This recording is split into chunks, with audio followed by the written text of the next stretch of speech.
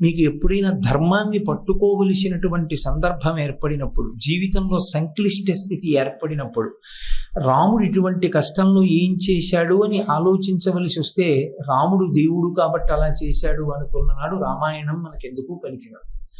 కాదు, రాముడు కూడా నాలాంటి నరుడే అనుకున్ననాడు రామాయణంలో ఉన్న ప్రతి ఘట్టం అన్వయం అవుతుంది. అందుకే రామాయణాన్ని చదివేటప్పుడు కేవలం ఒక నరుడి కథగా చదవాలి తప్ప అది భగవంతుని కథ అన్న భావనతో చదవడం అంత ఉపయుక్తమైనటువంటి విశేషం కాదు. శ్రీరామాయణం నేను మీతో ఇతపూర్వం మనవి చేసినట్లు నరుని యొక్క కథ అయిన కారణం చేత అనేకమైన ఉద్ధాన పతనములు కనపడతాయి. ఒక్కొక్క చోట సంక్లిష్టమైన సన్నివేశములు ఏర్పడతాయి. ఆ సంక్లిష్టమైన సన్నివేశాల్లో మహర్షి మెరుగులు వినిపించారు. ఆ ఒక్కొక్క శ్లోకం జ్ఞాపకం పెట్టుకుంటే అవి ధారణలో ఉండాలి. ఎందుచేత అంటే కర్ర ఇంట్లో పెట్టి వీధిలోకి వచ్చినటువంటి వాడిని కుక్క తరిమితే మా ఇంట్లో కర్ర ఉందండి అంటే అది రక్షించదు. చేత్తో పట్టుకున్న కర్ర ఏది ఉందో అది మాత్రమే కుక్క మీద పడకుండా రక్షిస్తుంది. గ్రంథాంతర్గతమైనటువంటి శ్లోకములు మనకి స్ఫురణలో ఉండవు. అవి మనం నిత్యం పాటించడానికి పనికిరావు. ఏ శ్లోకములు కంఠగతమై ఉంటాయో, ఏ శ్లోకాలు స్ఫురణలో ఉంటాయో ఆ శ్లోకములే మనకి నిజంగా జీవితంలో ఎప్పుడైనా ఇబ్బందికరమైన పరిస్థితులు ఏర్పడినప్పుడు స్ఫురణలోకి వచ్చి తట్టుకుని నిలబడి ఊంచుకోగలిగినటువంటి శక్తినిస్తాయి. అన్నిటికన్నా జీవితంలో అత్యంత ముఖ్యమైనది ఏది అంటే శాంతి. తాను ప్రశాంతంగా ఉండడం, 10 మందిని ప్రశాంతంగా ఉంచడం, దానికి వ్యక్తిత్వం ఉండాలి. ఆ వ్యక్తిత్వాన్ని ఏర్పాటు చేసుకోవడానికి శ్రీరామాయణంలో ఉండేటటువంటి ఆర్షోక్తులు, అద్భుతమైనటువంటి మెరుపులు, కొన్ని శ్లోకాలు ఎప్పుడూ జ్ఞాపకంలో ఉండాలి.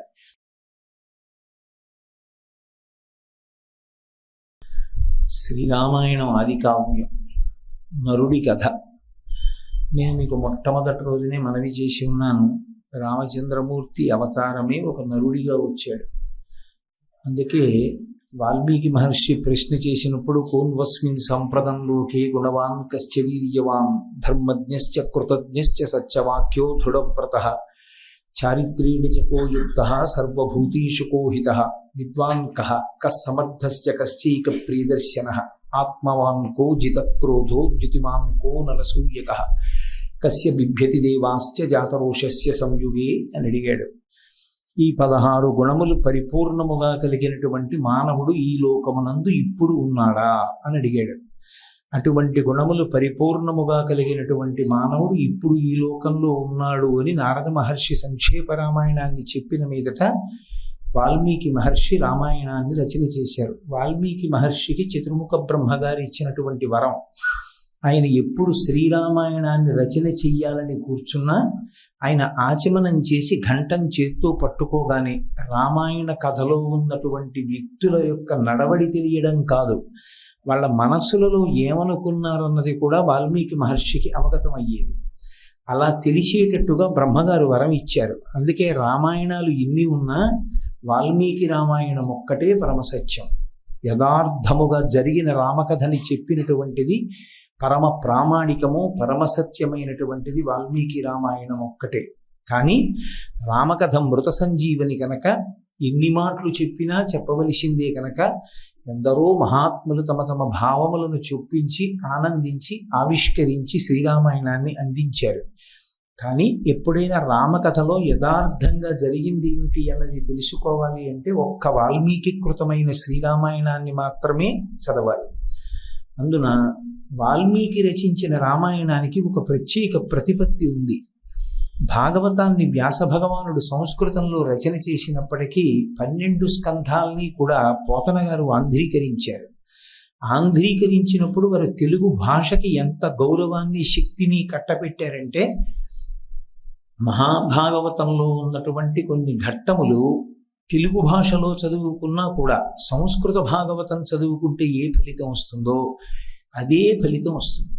రుక్మిణీ కళ్యాణానికి సంబంధించిన లేఖ సంస్కృత భాగవతంలో చదివితే ఏ ఫలితం వస్తుందో ఆంధ్ర భాగవతంలో ఉన్న రుక్మిణీ కళ్యాణం లేఖ చదివితే అదే ఫలితం వస్తుంది.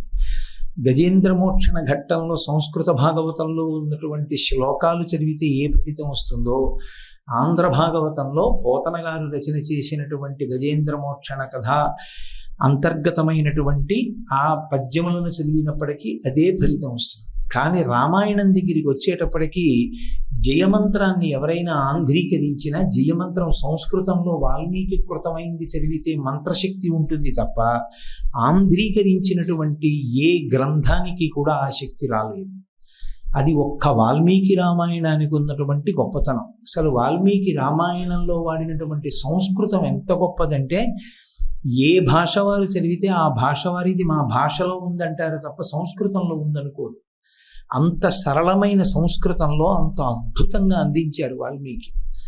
అది నరుడి కథ అయినటువంటి కారణం చేత నరుడి యొక్క జీవితంలో వచ్చేటటువంటి ఉత్థాన పతనాలు, నడవడిలో వచ్చేటటువంటి వైక్లభ్యాలు, ఎదురయ్యేటటువంటి కష్టాలు, తట్టుకోవడంలో పడేటటువంటి ఆర్తి, వీటన్నిటినీ యథాతథంగా ఆవిష్కరించారు.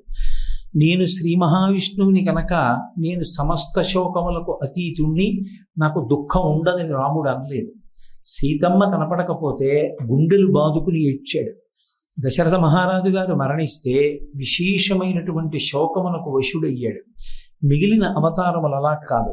రామావతారం మాత్రం ఒక నరుడు ఎలా ప్రవర్తిస్తాడో అలాగే ప్రవర్తించాడు.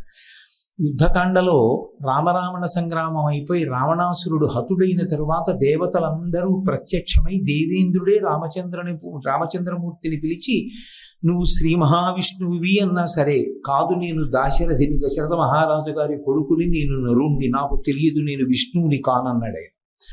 ఒక నరుడిగా ప్రవర్తించడాన్ని ఆయన ఇష్టపడ్డాడు. అందుకే శ్రీరామాయణం చదివేటప్పుడు నరుడి కథ అని చదివితే విశేషంగా ఉపయుక్తమవుతుంది. రామాయణం చదివేటప్పుడు రామకథ, భగవంతుడి కథ అని చదివితే ఎందుకు కొరగా. ఎందుచేత అంటే, మీకు ఎప్పుడైనా ధర్మాన్ని పట్టుకోవలసినటువంటి సందర్భం ఏర్పడినప్పుడు, జీవితంలో సంక్లిష్ట స్థితి ఏర్పడినప్పుడు, రాముడు ఇటువంటి కష్టంలో ఏం చేశాడు అని ఆలోచించవలసి వస్తే, రాముడు దేవుడు కాబట్టి అలా చేశాడు అనుకున్ననాడు రామాయణం మనకెందుకు పనికిరాదు. కాదు, రాముడు కూడా నాలాటి నరుడే అనుకున్ననాడు రామాయణంలో ఉన్న ప్రతి ఘట్టం అన్వయం అవుతుంది. అందుకే రామాయణాన్ని చదివేటప్పుడు కేవలం ఒక నరుడి కథగా చదవాలి తప్ప అది భగవంతుని కథ అన్న భావనతో చదవడం అంత ఉపయుక్తమైనటువంటి విశేషం కాదు. శ్రీరామాయణం నేను మీతో ఇతపూర్వం మనవి చేసినట్లు నరుని యొక్క కథ అయిన కారణం చేత అనేకమైన ఉత్థాన పతనములు కనపడతాయి. ఒక్కొక్క చోట సంక్లిష్టమైన సన్నివేశములు ఏర్పడతాయి. ఆ సంక్లిష్టమైన సన్నివేశాల్లో మహర్షి మెరుగులు వినిపించారు. ఆ ఒక్కొక్క శ్లోకం జ్ఞాపకం పెట్టుకుంటే అవి ధారణలో ఉండాలి. ఎందుచేత అంటే, కర్ర ఇంట్లో పెట్టి వీధిలోకి వచ్చినటువంటి వాడిని కుక్క తరిమితే మా ఇంట్లో కర్ర ఉందండి అంటే అది రక్షించదు. చేత్తో పట్టుకున్న కర్ర ఏది ఉందో అది మాత్రమే కుక్క మీద పడకుండా రక్షిస్తుంది. గ్రంథాంతర్గతమైనటువంటి శ్లోకములు మనకి స్ఫురణలో ఉండవు. అవి మనం నిత్యం పాటించడానికి పనికిరావు. ఏ శ్లోకములు కంఠగతమై ఉంటాయో, ఏ శ్లోకాలు స్ఫురణలో ఉంటాయో ఆ శ్లోకములే మనకి నిజంగా జీవితంలో ఎప్పుడైనా ఇబ్బందికరమైన పరిస్థితులు ఏర్పడినప్పుడు స్ఫురణలోకి వచ్చి తట్టుకుని నిలబడి ఊంచుకోగలిగినటువంటి శక్తినిస్తాయి. అన్నిటికన్నా జీవితంలో అత్యంత ముఖ్యమైనది ఏది అంటే శాంతి.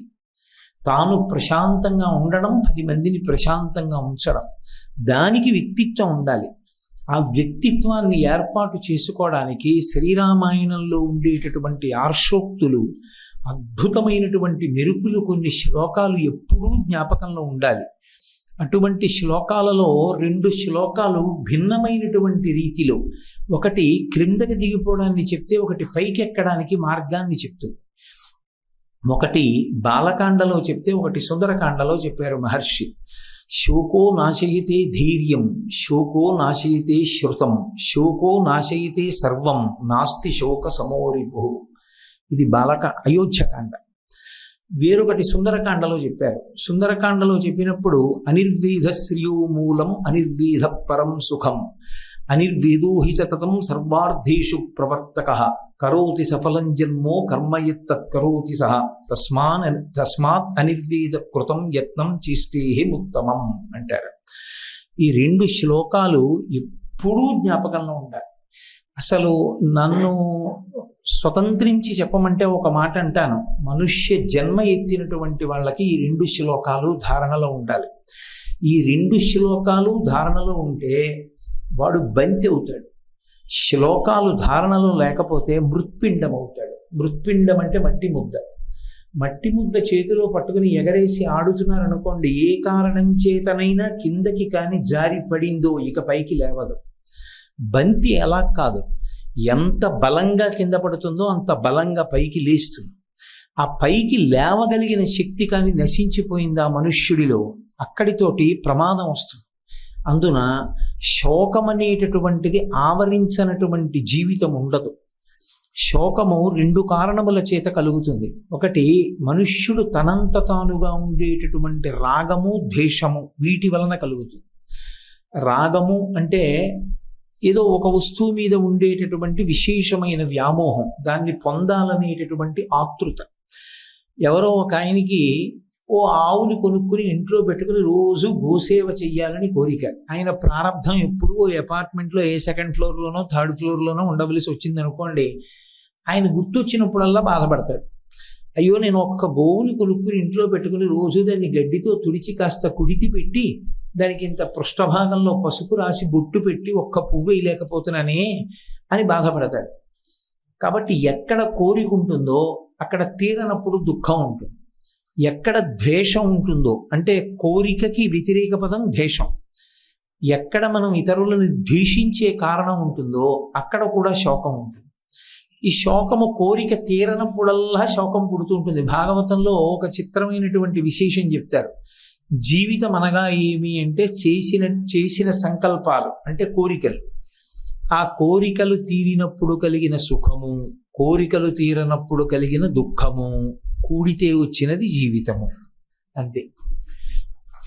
కాబట్టి ఆ శోకం అనేటటువంటిది తన ప్రయత్నం వలన, తన కోరికల వలన వస్తూ ఉంటుంది. ఇక 2వ శోకం దేని వలన వస్తుంది అంటే ఈశ్వరుడు ఈ ప్రకృతి యందు చేసినటువంటి నియమం వల్ల వస్తుంది. ఏమిటి ఆ నియమము అంటే ప్రతి శరీరం వెళ్ళిపోవలసింది. అది ఈశ్వరుని యొక్క శాసనం. అందుకే దీనికి మర్త్యలోకం అని పేరు. మర్త్యలోకం అంటే ఇక్కడ ఏ ప్రాణి పుట్టాడో ఆ ప్రాణి వెళ్ళిపోయి తీరవలసింది.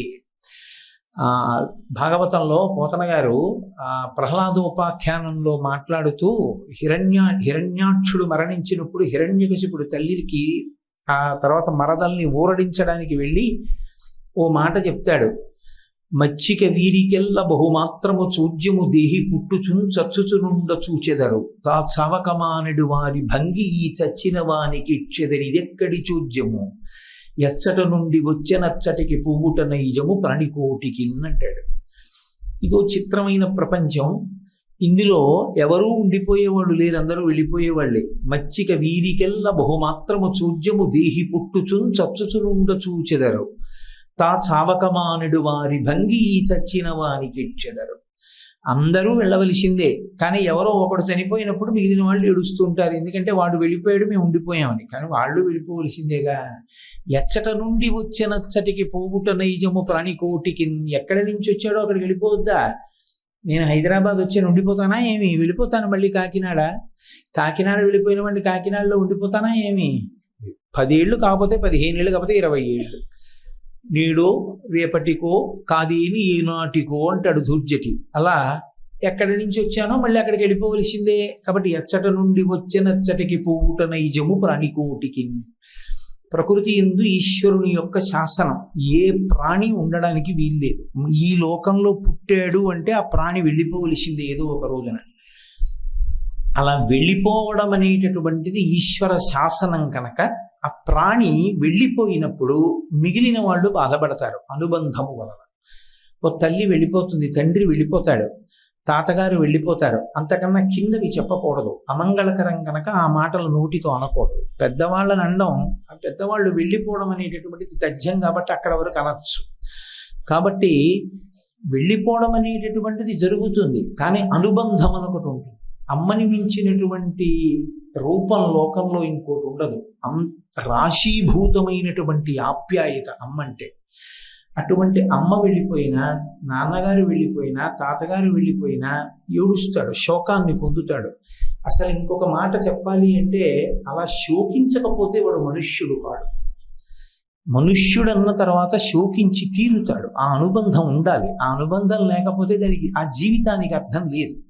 కాబట్టి శోకము 2 కారణముల వలన వస్తూ ఉంటుంది. ఇందులో ఒక శోకంలో ఉన్నవాడిని ఊరడించడానికి ఎప్పుడూ లోకం సిద్ధంగా ఉంటుంది. అందుకే కొంచెం మొరటుగా చెప్పబడేటటువంటి సామెత ఒకటి ఉంటుంది. పిలవకపోయినా పరామర్శకి వెళ్ళు, పిలిచినా 12వ రోజు భోజనానికి మాత్రం వెళ్ళకు.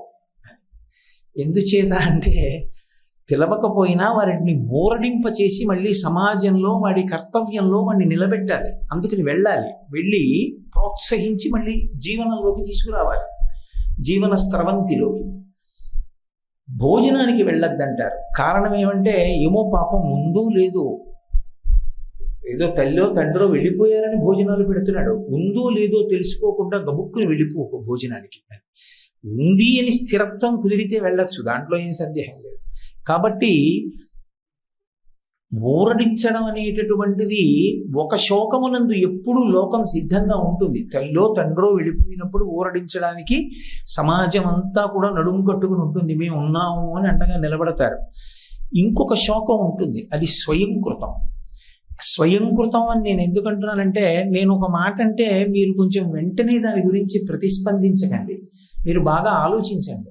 అసలు ఈ సృష్టి యందు పరమేశ్వరుడు సృష్టించిన సమస్య లేదు. పరమేశ్వరుడు ఈ సృష్టిలో ఏ సమస్యని పెట్టలేదు.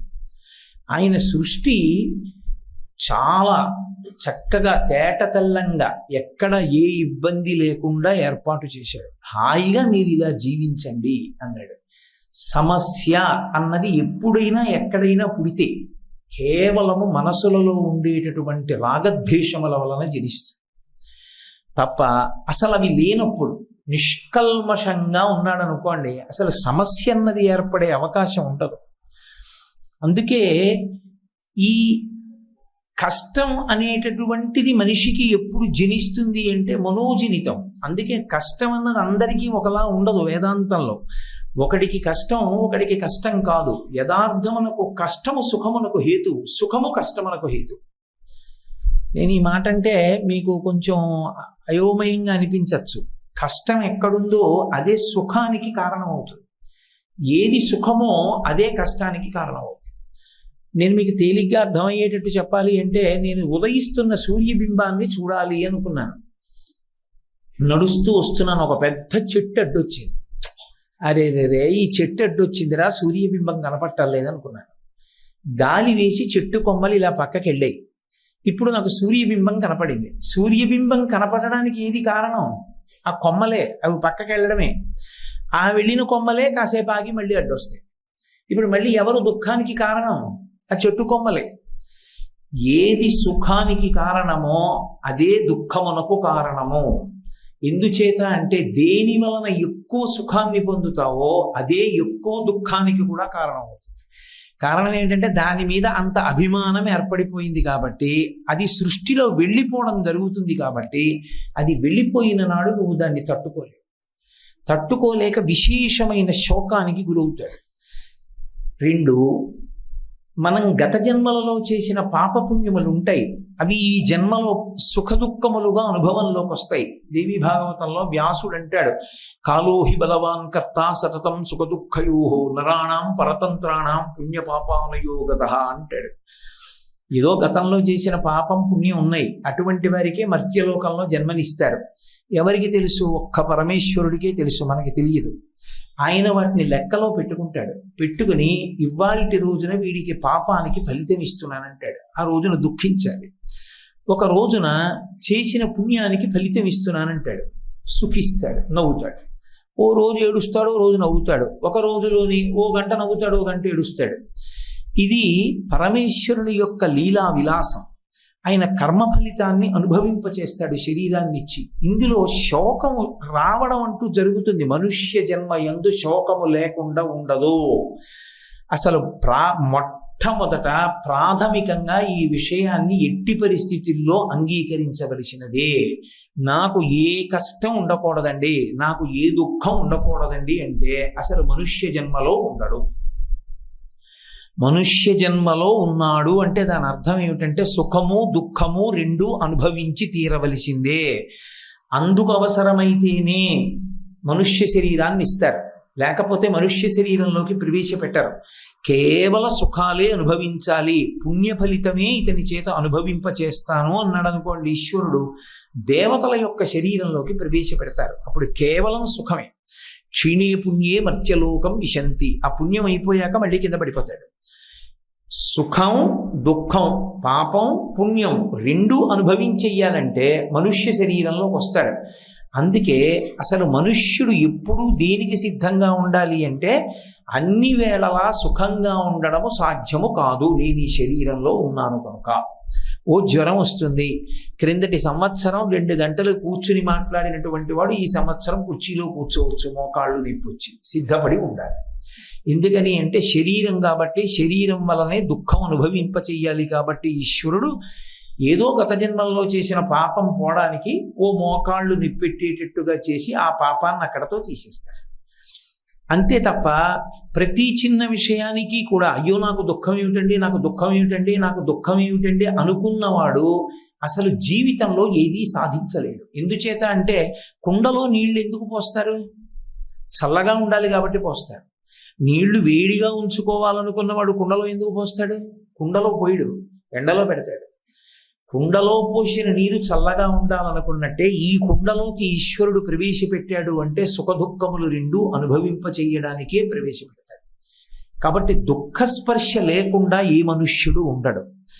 ఆ వచ్చేటటువంటి దుఃఖం, ఆ వచ్చేటటువంటి శోకం అకస్మాత్తుగా వస్తుంది. ఒక్కొక్కసారి ఏదో తెలిసి చెప్పి ఈశ్వరుడు ఇవ్వడు పాపానికి ఫలితాన్ని. కానీ రామాయణంలో వాల్మీకి మహర్షి ఒక అద్భుతమైనటువంటి ప్రతిపాదన చేయించారు. అయోధ్యకాండలో కౌసల్యాదేవి చేత చెప్పించారు ఈ మాట. శోకో నాశయితే ధైర్యం, శోకో నాశయితే శ్రుతం, శోకో నాశయితే సర్వం, నాస్తి శోక సమోరిపు. ఆ శ్లోకానికి అర్థం ఏంటంటే శోకో నాశయితే ధైర్యం, ఎంతటి ధైర్యవంతుని యొక్క ధైర్యాన్ని కూడా నాశనం చెయ్యగలిగినది ఇది అంటే శోకమే, దుఃఖమే. శోకో నాశయితే ధైర్యం, శోకో నాశయితే శ్రుతం. శృతం అన్న మాటకి శృతి అంటే వేదం, వేదము అంటే శాస్త్రము. నేర్చుకున్నది ఏది విన్నాడో ఆ విన్నటువంటి శాస్త్రం అంతా మర్చిపోతాడు. ఎప్పుడంటే శోకమునకు బాగా వశుడైపోయినప్పుడు. శోకం వచ్చి శోకానికి తాను వశుడు కాకుండా అనుభవించడం వేరు. శోకానికి తాను వశుడైపోయాడు అనుకోండి, ఇక ఏమీ అదుపులో ఉండవు. శోకానికి వశుడు కాకుండా శోకానుభవంలో ఉన్నాడు అనుకోండి, పర్వాలేదు, అప్పుడు ప్రమాదం ఏం రాదు. శోకానికి బాగా వశుడైపోయాడు అనుకోండి, చాలా తీవ్రమైన ప్రమాదానికి వెళ్ళిపోతాడు. శోకో నాశయితే శ్రుతం, శోకో నాశయితే సర్వం. శోకము సర్వాన్ని నాశనం చేసేస్తుంది. నాస్తి శోక సమోరిపు. అది దాని స్వభావం ఎందుకయింది అంటే, శోకము యొక్క స్వభావం ఏమిటి అంటే ఎవడు దానికి వశుడవుతాడో వాణ్ణి నాశనం చేయడమే దాని లక్ష్యం.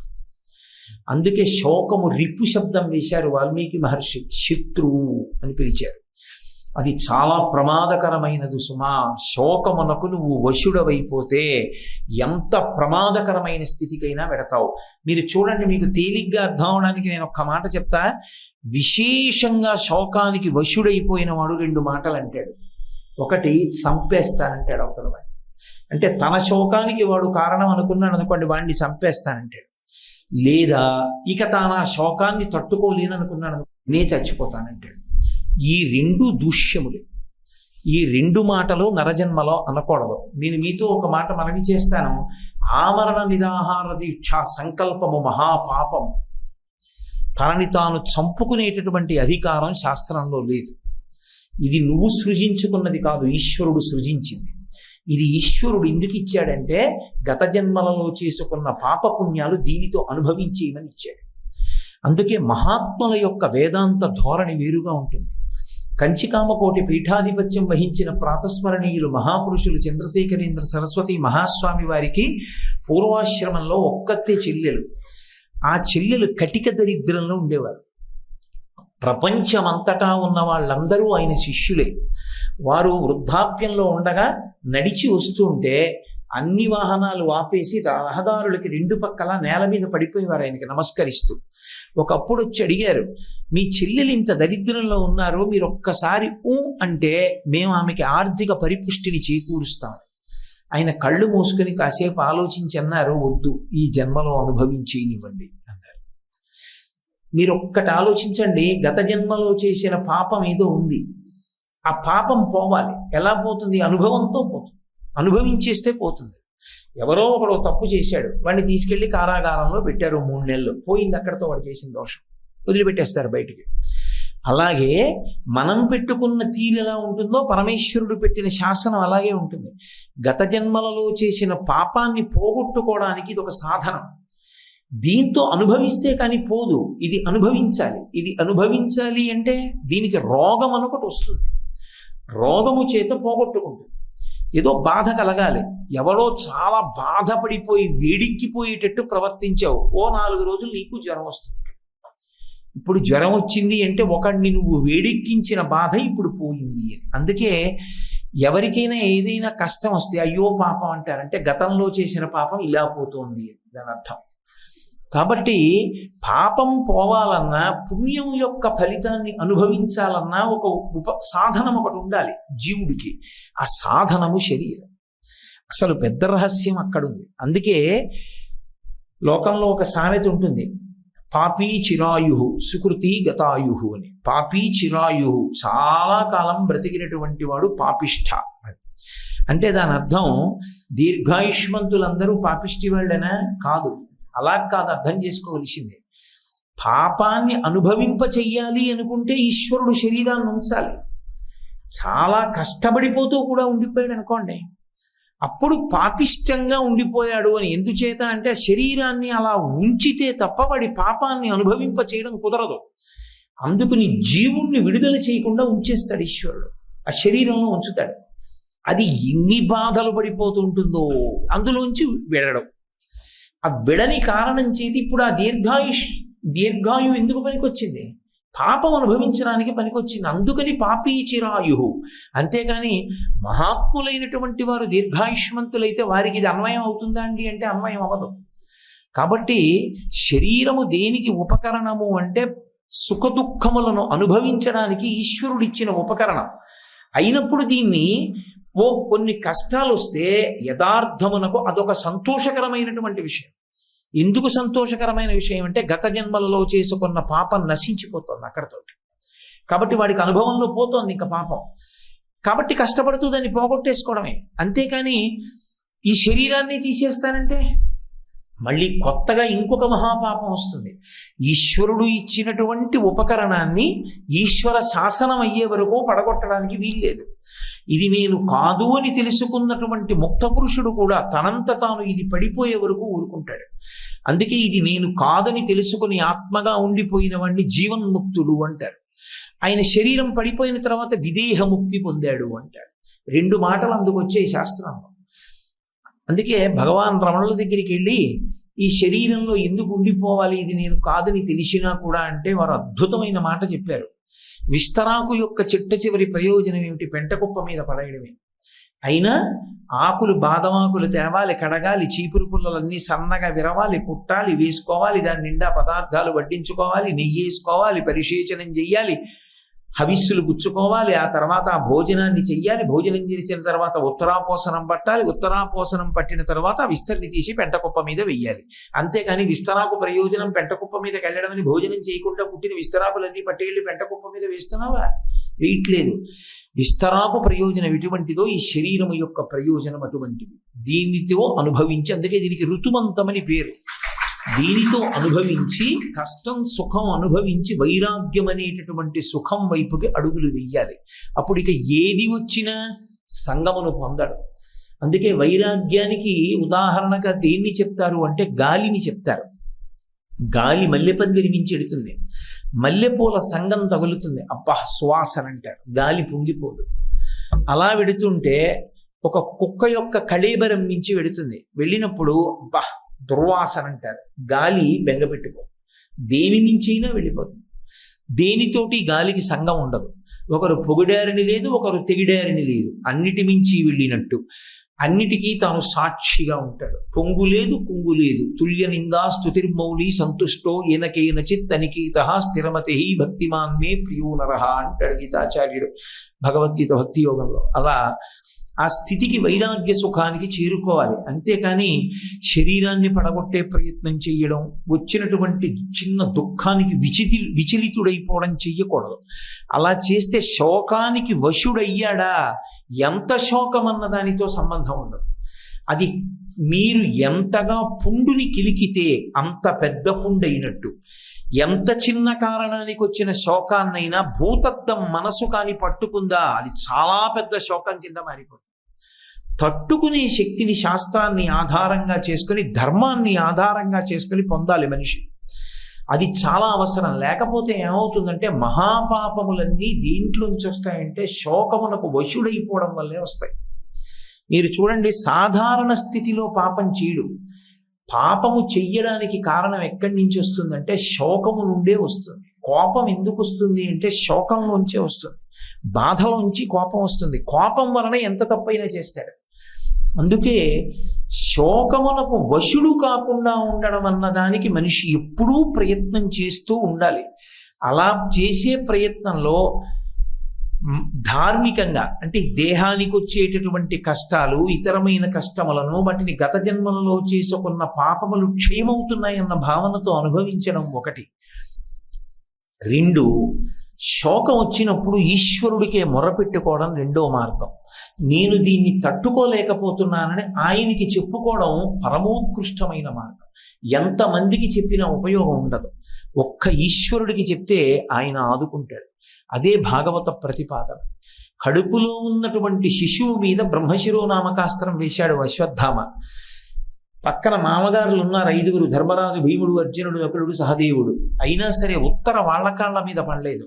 తిన్నగా వెళ్ళి కృష్ణ భగవానుడి కాళ్ళ మీద పడి అయ్యా, నీ మేనల్లుడు కడుపులోన హతుడగుటయు చూసి అంది, నీ మేనల్లుడు చచ్చిపోతున్నాడు లోపల, నువ్వు అలా నించుంటావే, కాపాడంది. భగవంతుడికి చెప్పుకుంది. వెంటనే ఆయన లోపల ఉన్నటువంటి పిండాన్ని కాపాడాడు. పరమేశ్వరుడు చెయ్యలేనిది ఉండదు. అందుకే శరణాగతి అన్న మాట అక్కడ వచ్చింది. ఈశ్వర, నేను పాపం చేశాను ఖచ్చితంగా, అందులో సందేహం లేదు. నేను చెయ్యని పాపం ఉండకపోతే నువ్వు నాకు దుఃఖం ఎందుకు ఇస్తావు? ఇప్పుడు నేను ఈ దుఃఖం అనుభవించలేకపోతున్నాను. చేసిన తప్పు నాదే. ముందు దోషాన్ని అంగీకరించాలి ఈశ్వరుడి దగ్గర. అందుకొచ్చింది అజ్ఞానినా మయా దోషాన్ అశేషాన్ విహితాం హరే క్షమస్వత్వం క్షమస్వత్వం శేషశైల శిఖామణి. అది నోటితో చెప్పేది కాదు, మనసు చేత ఆవిష్కరించేది. అజ్ఞానినా మయా దోషాన్ అశేషాన్ విహితాన్ హరే. 1, 2 అశేషాన్, ఎన్ని తప్పులు చేశాను. విహితాన్ హరే, నేను ఏం చెప్పగలను? క్షమస్వత్వం క్షమస్వత్వం, నన్ను క్షమించు క్షమించు క్షమించు. ఆ బాధ తట్టుకోలేక ఈశ్వరుడికి విజ్ఞాపన చేసుకుంటే ఈశ్వరుడు రక్షిస్తాడు. ఎందుకు రక్షిస్తాడంటే ఆయనకు లక్షణం ఉంది, నమ శివాభ్యాం అశుభాపహాభ్యాం. అరేరే, వీడు తట్టుకోలేకపోతున్నాడు రా, తప్పు చేశానని ఒప్పుకున్నాడు, నా పాదాల మీద పడి క్షమార్పణ అడిగాడు. చేసిన పాపం ఫలితంగా వచ్చినప్పుడు ఎంత బాధ ఉంటుందో తెలుసుకున్నాను, ఇక చెయ్యనంటున్నాడు. కాబట్టి నేను క్షమిస్తానని ఆ పాపము యొక్క ఫలితాన్ని తగ్గించేస్తాడు. అలా తగ్గిస్తాడు కాబట్టి పాము కరవవలసిన చోట చీమతో కరిపించి వదిలిపెడతాడు.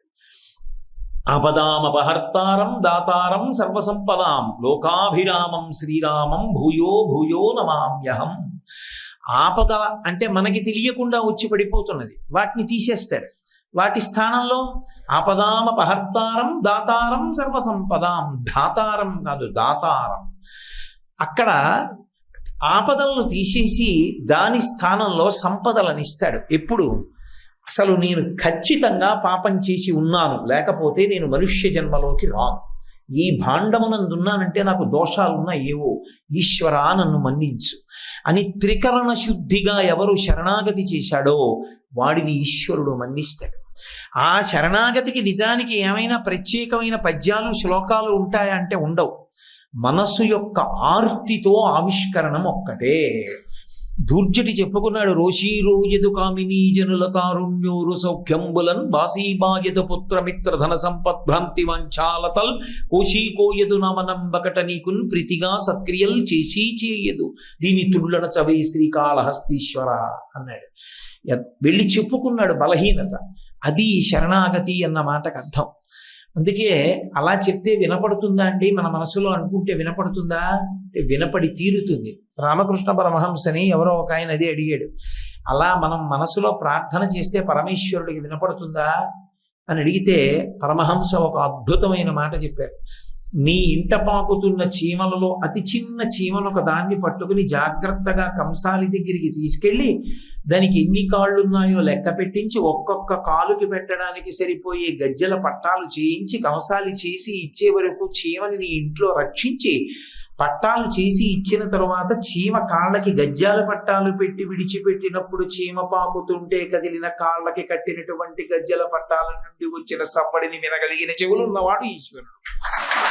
కాబట్టి ఆయన ఏది వినలేడు, ఏదైనా వినగలడు. గజేంద్ర మోక్షణంలో ఎక్కడో ఉన్నటువంటి ఏనుగు లావొక్కింతయులేదు ధైర్యము విలోలంబయ్య ప్రాణంబులా ఠావులు తప్పెను మూర్ఛ వచ్చే తనువుండశ్యన్ శ్రమంబయ్యడి నీవే తప్ప ఇతప్పరం పెరుగ మన్నింపందగున్ దీనుని రావే ఈశ్వర కావవే వరద సంరక్షింపు భద్రాత్మక అంటే బయలుదేరి రాలా.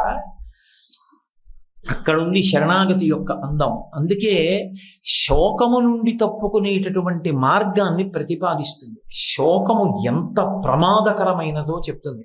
శ్రీరామాయణము వేదోపబ్రహ్మణము, వేదమే రామాయణంగా వచ్చింది. వేద విద్యే పరే పుంసి జాతే దశరథాత్మజే వేద ప్రచేత సాదాసీత్ సాక్షాత్ రామాయణాత్మన. వేదమే రామాయణంగా వచ్చింది కాబట్టి వేద హృదయాన్ని శ్రీరామాయణం ఆవిష్కరిస్తుంది.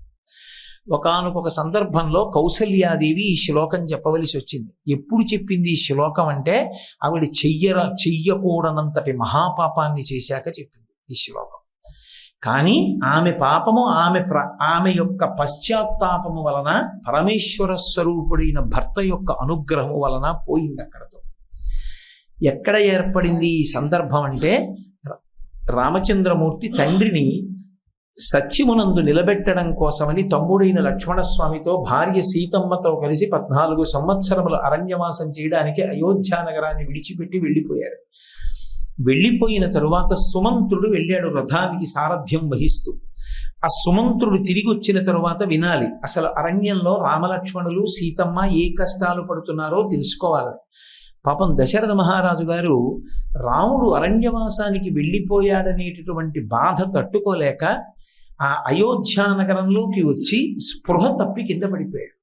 ఒంటి నిండా మట్టి అంటుకుంది. ఎంతసేపు రథం వెళ్ళిపోయినటువంటి మట్టి ఎగురుతూ కనపడిందో అంతసేపు చూశాడు. ఇక ఆ తర్వాత అప్పటికే ముందు రోజు రాత్రి ఎన్ని మాటలు మూర్చిపోయాడు కైకమ్మ దగ్గర. బడలిపోయాడు వృద్ధుడు, 60,000 సంవత్సరముల వయస్సు.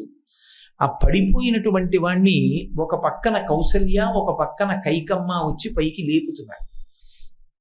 శోకము నుండి కదా కోపం రావాలి. వెతుక్కుంది దశరథుడి మనస్సు, నా ఈ శోకానికి కారణం ఎవరని. నిజానికి దశరథ శోకానికి కారణం దశరథుడి. కానీ ఇప్పుడు నేను ఆ ధర్మమీమాంస పక్కన పెట్టండి, బాహ్యంలో కథాపరంగా ఆలోచించండి. దశరథుడి శోకానికి కారణం కైకమ్మ దశరథుడి దృష్టిలో. ఎందుకని? రాముడికి పట్టాభిషేకం చేద్దాం అనుకున్నాడు. కానీ అకస్మాత్తుగా ఒక రాత్రి భూమి మీద పడుకుంది కోపగృహంలో. ఆ రోజుల్లో అలా ఉండేవి. ఆవిడ కోపంగా ఉంది అని ప్రత్యేకంగా తెలుసుకోక్కర్లేదు. కోపం వస్తే కోపం వచ్చిందని తెలియడానికి ఒక గదిలో ఉండేవారు. దాని పేరు కోపగృహం. కోపం వస్తే ఆ గదిలో ఉండేవారు. కోపగృహంలో ఉంది అంటే బొళ్ళు దగ్గర పెట్టుకుని వెళ్ళాలి భర్త లోపలికి అని గుర్తు. పాపం దశరథుడు మానసికంగా సిద్ధపడి లోపలికి వెళ్ళాడు.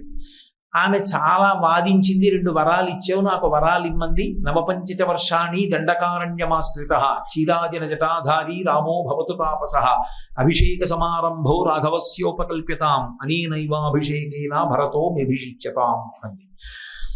14 సంవత్సరములు రాముడు అరణ్యవాసం చెయ్యాలి. నారచీరలు కట్టుకుని జటాజూటం పెట్టుకుని కాళ్ళకి చెప్పులు కూడా లేకుండా వెళ్ళాలి. ఇదే ముహూర్తానికి నా కుమారుడైన భరతుడికి పట్టాభిషేకం జరగాలి. ఈ 2 వరాలు విన్నాడు. కూర్చున్న ఆసనం మించి కింద పడిపోయాడు, మూర్ఛపడి. ఎన్ని మాటలు తెలివి తప్పిపోయాడో, ఎన్ని మాటలు అసలు కైకమ్మ పాదాల మీద తలపెట్టి ఏడ్చాడు, నన్ను మన్నించు, ఈ వరాలు ఉపసంహారం చేయమని. ఆవిడ వినలేదు. అందుకే చెప్పుకున్నాడు, నన్ను కైకేయి సత్యవాక్యము అనేటటువంటి దాని చేత బంధించింది రామా అన్నాడు. మరునాడు రామచంద్రమూర్తి దశరథుణ్ణి సత్యమునందు నిలబెట్టడానికి వెళ్ళిపోయాడు. ఇప్పుడు ఆయనకి తనకి ఇంత శోకం కలగడానికి కారణం కైకమ్మే, లేకపోతే రాముడికి పట్టాభిషేకం జరిగేది. రాముడు రాజ్య పరిపాలన చేస్తుంటే తాను చూస్తూ పరమ సంతోషంగా కాలం గడిపేవాడు. ఇంతటి ఆనందం పోవడానికి కారణం కైకమ్మే. ఇప్పుడు ఎక్కడ కోపం వచ్చిందో అక్కడ నోటి వెంట అనరాని మాట ఒకటి వచ్చేస్తుంటుంది. శోకము నుండి కోపం వస్తుంది, కోపంలోంచి పాపం వస్తుంది. అందుకే ఆయన అన్నాడు, ధూర్తురాలవు, నీకు అర్థము తప్ప కామము తప్ప ధర్మం అక్కర్లేదు. అందుకే భర్తనైనటువంటి నన్ను కాదని, నా మనస్సు కాదని వరాలు కోరుకున్నావు. విధవారాజ్యము చెయ్యుదువుగాక. నువ్వు చేసేటటువంటి రాజ్యం విధవరాజ్యం అవుతుంది. ఎందుకంటే నేను ఉండను, నేను మరణిస్తాను, కొడుకుని వదిలి ఉండలేక. 2, ఇక నువ్వు నన్ను ముట్టవద్దు. నీవు కాని, నీ మీద ఆధారపడిన సేవకులు కాని, నీ బంధువులు కాని నాకెవరూ ఏమీ కాదు. ఇక్కడ కాని పైలోకములలో కాని నిన్ను నేను పరిత్యజిస్తున్నానన్నాడు. ఈ మాటలని, ఒకవేళ రాజ్యం నువ్వు వరాలడగడం వల్ల వచ్చింది అని నీ కుమారుడైన భరతుడు సంతోషిస్తే ఆ భరతుడికి నాకు ప్రేతకార్యము చేసే అధికారము లేకుండుగాక. అంటే రాముడి మీద ఉన్న ప్రేమ ఎంత శోకానికి తీసుకెళ్ళిందో, ఆ శోకం ఎంత కోపానికి తీసుకెళ్ళిందో చూడండి. ముందు రోజు రాత్రి వరకు బహుశః రాముడి తర్వాత అంత ప్రేమ దశరథుడికి కైకేయింది. అంత ప్రేమ ఉన్న కైకమ్మ మరునాటి మధ్యాహ్నానికి అంతటి శత్రువుగా మారింది. మనసు నాటకం అలా ఉంటుంది. దానికి కలిగే కష్ట సుఖాల వల్ల అంత చిత్రాతి చిత్రంగా మారుతుంది. అందుకే రామాయణం వంట పడితే మనసు చేసే నాటకం చూడటం చాలా ఆశ్చర్యంగా ఉంటుంది. అంతకన్నా పెద్ద సినిమా లోకంలో ఇంకోటి ఉండదు. కాబట్టి ఇప్పుడు కైకమ్మని నింద చేసి నన్ను ముట్టుకోవద్దన్నాడు. కౌసల్యాదేవి ఒక్క తేని తీసుకెడుతుంది. అక్కడ ఉన్న సేవకులందరూ వచ్చి ఎత్తారు. నన్ను కౌసల్యా మందిరంలో దిగబెట్టండి అంటూ ఒక మాట అన్నాడు. కౌసల్యా మందిరంలో నాకు శాంతి లభిస్తుంది అన్నాడు. శాంతి అంటే ఈ శోకమును పోగొట్టగలిగినటువంటి మాటలు వినపడతాయి. ఎందుకని? ఆమె ప్రేమైకమూర్తి. ఆమె నన్ను మన్నిస్తుంది. అయ్యో మీరు ఇంత బాధపడుతున్నారా అని నన్ను ఊరడిస్తుంది. ఎందుకని? ఆయన ఉద్దేశ్యం ఏంటి? తన కొడుకు దూరమైపోయి తానెలా బాధపడుతున్నాడో ఆ కొడుకుని కన్న తల్లి కూడా అలాగే బాధపడుతోంది. ఇద్దరి బాధ సమానం. అయ్యో మన కొడుకు అని ఆ కొడుకు వెళ్ళిపోయాడు, భర్త ఇంత బాధపడుతున్నాడని ఓదారుస్తుంది అనుకున్నాడు. అనుకుని మందిరానికి చేరాడు. సరే, సుమంత్రుడు వచ్చి వెళ్ళిపోయిన తర్వాత కౌసల్యాదేవితో బాధ పంచుకునే ప్రయత్నం చేశాడు. రాముడు వెళ్ళిపోయాడని కౌసల్య కొన్ని మాటలు చెప్పింది. నీ గురించి లోకంలో మాట్లాడేటప్పుడు కీర్తివంతుడవని, ధర్మాత్ముడవని, దయామయుడవని చెప్తుంటారు. కానీ ఈ 3 పరమ అబద్ధాలన్న విషయం నాకు ఒక్కదానికి తెలుసు. నువ్వు దయామయుడవు కావు, నువ్వు ధర్మాత్ముడవు కావు, నువ్వు ప్రజారంజకుడవు కావు. నీకు కావలసింది కైకమ్మ ఒక్కతే. నీ మనసు ఎంత కఠినమైనదంటే నువ్వు కైకమ్మ కోసం, భరతుడి కోసం ఎంతటి క్రూరమైన నిర్ణయాలైనా చేస్తావు. ఏ తప్పు చేశాడని నా కొడుకుని అరణ్యవాసానికి పంపావు? ఏ తప్పు చేశాడని రాజ్య భ్రష్టుణ్ణి చేసి 14 సంవత్సరముల అరణ్యవాసం చేయమన్నావు? అది తలుచుకుని ఏడిచాడు పాపం అసలు దశరథుడు. చెప్పులు లేకుండా నా కొడుకు జటాజూటం కట్టుకుని నారచీరలతో వెడుతున్నాడు. నా కోడలు సీతమ్మ ఎండకన్నిరుగనటువంటి తల్లి. అక్కడికి వెళ్ళిన తరువాత దొరికిన ధాన్యాన్ని వండుకుని ఎలా అన్నం తింటుంది? ఏ చెట్టు కింద పడుకుంటుంది? రాతినో కొమ్మనో దొరికిన దాన్ని తలగడగా పెట్టుకుని రాముడు పడుకుని లేచి నడుస్తుంటే ఒళ్ళంతా దుమ్ము పట్టి పెద్ద పులులు సింహాలు అరుస్తుంటే భయపడి కౌగిలించుకున్నటువంటి సీతమ్మని ఓదారుస్తూ ఎన్ని కష్టాలు పడుతున్నాడో.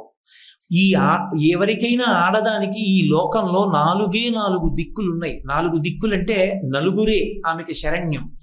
అందరికన్నా మొట్టమొదట ఆడదాన్ని రక్షించవలసిన వాడెవరు అంటే భర్త.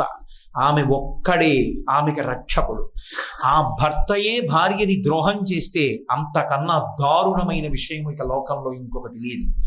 నువ్వు నాకు దారుణాతి దారుణమైనటువంటి ద్రోహం చేశావు. ఎందుచేత ద్రోహం చేశావంటే, నువ్వు నన్ను నా కడుపున పుట్టినటువంటి కొడుకుని అరణ్యవాసానికి పంపావు. ఇప్పుడు నేను భర్తని విడిచిపెట్టి వెళ్ళకూడదు. భర్త వలన బాధ కలిగితే భార్య ఎక్కడ శాంతి పొందుతుంది? కొడుకు దగ్గర శాంతి పొందొచ్చు, రెండో స్థానం. ఆ కొడుకు లేకుండా చేశావు, ఆ కొడుకుని దూరంగా పంపించావు. మూడవ స్థానం జ్ఞాతి. నేను ఈ ఇద్దరూ లేనప్పుడు జ్ఞాతుల దగ్గరికి వెళ్ళలేను. నాలుగవ స్థానం లేదు, ఇక స్త్రీ లేని స్థానం నాలుగవ స్థానం. అసలు ఆమెకి నాలుగవ దిక్కు లేదు. కాబట్టి ఉన్న మూడు దిక్కులలో పెద్ద దిక్కు భర్త ఒక్కడే. ఆ భర్త గొడుగులా కాపాడవలసి ఉంటుంది. కానీ లోకంలో ఒకే ఒక ప్రాణి ఉంది. దాని లక్షణం ఏమిటి అంటే, దాని పిల్లల్ని అది తింటుంది. జలజే భక్షణం యథాహ. అదే చేప తన కడుపున పుట్టిన పిల్లని తానే తినేస్తుంది. నువ్వు మనుష్యుడు ఏమిటయా, నువ్వు చేపవి, నీ కడుపున పుట్టిన బిడ్డని నువ్వు తినేశావు అని నీ వంటి వ్యక్తికి భార్య అనవడం నా కర్మ. సుగుణాభిరాముడైనటువంటి రామచంద్రమూర్తిని అరణ్యవాసానికి పంపావు. ఇంతటి కఠినాత్ముడవు. నీ వలన నేను కాదు, కోసల రాజ్యంలో ఉన్నటువంటి ప్రజలు, మంత్రులు, సేనానులు, భార్యలు, అంతఃపుర పరివారము ఇంతమంది బాధపడుతున్నారు. నీకు అక్కర్లేదు. నీ మనసు సంతోషమేగా. కైకమ్మ సంతోషంగా ఉంది, భరతుడు సంతోషంగా ఉన్నాడు. నీకు కావలసింది ఆ ఇద్దరి సంతోషమే. పైకి నువ్వు ప్రజారంజకుడవు. నీ వంచనా స్వభావం నాకు తెలుసని. అప్పటికే కుమిలి కుమిలి కుమిలి కుమిలి ఏడుస్తున్న దశరథుడు ఏడవడానికి కళ్ళుల నీళ్లు లేక తెల్లబోయేలా ఉండిపోయాడు. కౌసల్య వంక చూస్తూ ఉండిపోయి ఆ కూర్చున్న ఆసనం నుంచి లేచి 2 చేతులు పైకెత్తి జోడించి నమస్కరించాడు. నమస్కరించి ఆవిడ దగ్గరికి వెళ్ళి వేపమానాంతాంజలిం కృత్వా అంటారు మహర్షి. 2 చేతులతో నమస్కారం చేస్తూ కౌసల్య దగ్గరికి వెళ్ళి, కౌసల్య, నీ పాదముల మీద నా తల పెట్టి పడిపోతాను. అంతంత మాటలు అనకు. నీకు తెలుసు, దేవి దైవతం ప్రత్యక్షం. భర్త ఎవరో కాదు, ప్రత్యక్షంగా కన్నుల ముందున్నటువంటి దైవం. అన్ని చోట్ల అశాంతి పొంది శాంతి కోసం నీ దగ్గరికి వచ్చాను. నువ్వు ఇన్ని మాటలు అన్నావు, నా జీవితంలో శాంతి అన్న మాట కరువైపోయింది.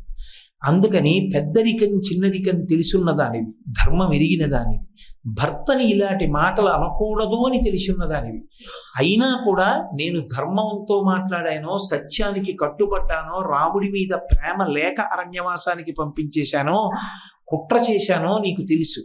తెలిసి నన్ను నింద చేస్తున్నావు. నువ్వే నింద చేస్తే ఇంత ధర్మం తెలిసి ఉన్నదానివి, ఇక నాకు శాంతి ఎక్కడుంది అని నమస్కారం చేస్తూ వంగి ఆమె పాదముల మీద పడబోయాడు. కౌసల్య 2 చేతులు పట్టుకుని ఆయన్ని పైకెత్తి వెంటనే నన్ను చంపేశావు మహారాజా. ఏనాడైతే ధర్మమునకు సత్యమునకు కట్టుబడినటువంటి భర్త, పరమ కీర్తివంతుడైనటువంటి వాడు, ఆయన తప్పు చెయ్యలేదు అని తెలిసి కూడా శోకంతో అనరాని మాటలు అనేశాను, ఆనాడు నువ్వు నాకు నచ్చ చెప్పడానికి ఇలా నమస్కారం చేశావు. ధర్మాత్ముడైన భర్త ధర్మమునందు నిలబడడానికి భార్యని అనునయించవలసినటువంటి రోజు ఏ రోజున వస్తుందో ఆ రోజున ఆ భార్య చనిపోయినట్టే. కాబట్టి నేను చనిపోయాను. నీ చేత అనునయింప చేసుకున్న నా బ్రతుకు కాదు. నేను నేల మీద పడి నీ పాదముల మీద శిరస్సుంచి నమస్కరిస్తున్నాను. ఆ నమస్కరించిన చేతులు విప్పేసి నా తల మీద పెట్టని పద్మాన్ని పెట్టుకున్నట్టుగా 2 చేతులు తల మీద పెట్టుకుని భోరునయ్యొచ్చి నేను శోకంలో అదుపు తప్పిపోయాను. ఒక్కసారి వర్షాలు పడి నదులు పొంగితే సముద్రం నీరు పెరిగినట్టు రాముడు అకస్మాత్తుగా అరణ్యవాసానికి వెళ్ళిపోవడంలో నా శోకం అదుపు తప్పిపోయింది. అదుపు తప్పిపోయిన శ్లోకంలో ధర్మానికి కట్టుబడి ఇంత బాధపడుతున్నారు అని తెలిసి కూడా, మిమ్మల్ని నింద చెయ్యకూడదని తెలిసి కూడా నింద చేశాను అంటూ ఈ శ్లోకం చెప్పి, శోకో నాశయితే ధైర్యం, శోకో నాశయితే శృతం, శోకో నాశయితే సర్వం, నాస్తి శోక సమోరిపు. ప్రత్యక్ష సాక్ష్యం. మహారాజా, శోకానికి వశురాలనైపోయాను, కొడుకు వెళ్ళిపోయాడని. ఆ వశురాలనైపోయినటువంటి కారణం చేత ఏ మాట మాట్లాడాలో ఏ మాట మాట్లాడకూడదో తెలుసుకోలేకపోయాను. ఎంత పెద్ద తప్పో చేసేశాను, భర్త చేత అనునయింపబడ్డాను, ధర్మానికి కట్టుబడిన భర్త చేత, కాబట్టి నన్ను క్షమించవలసింది.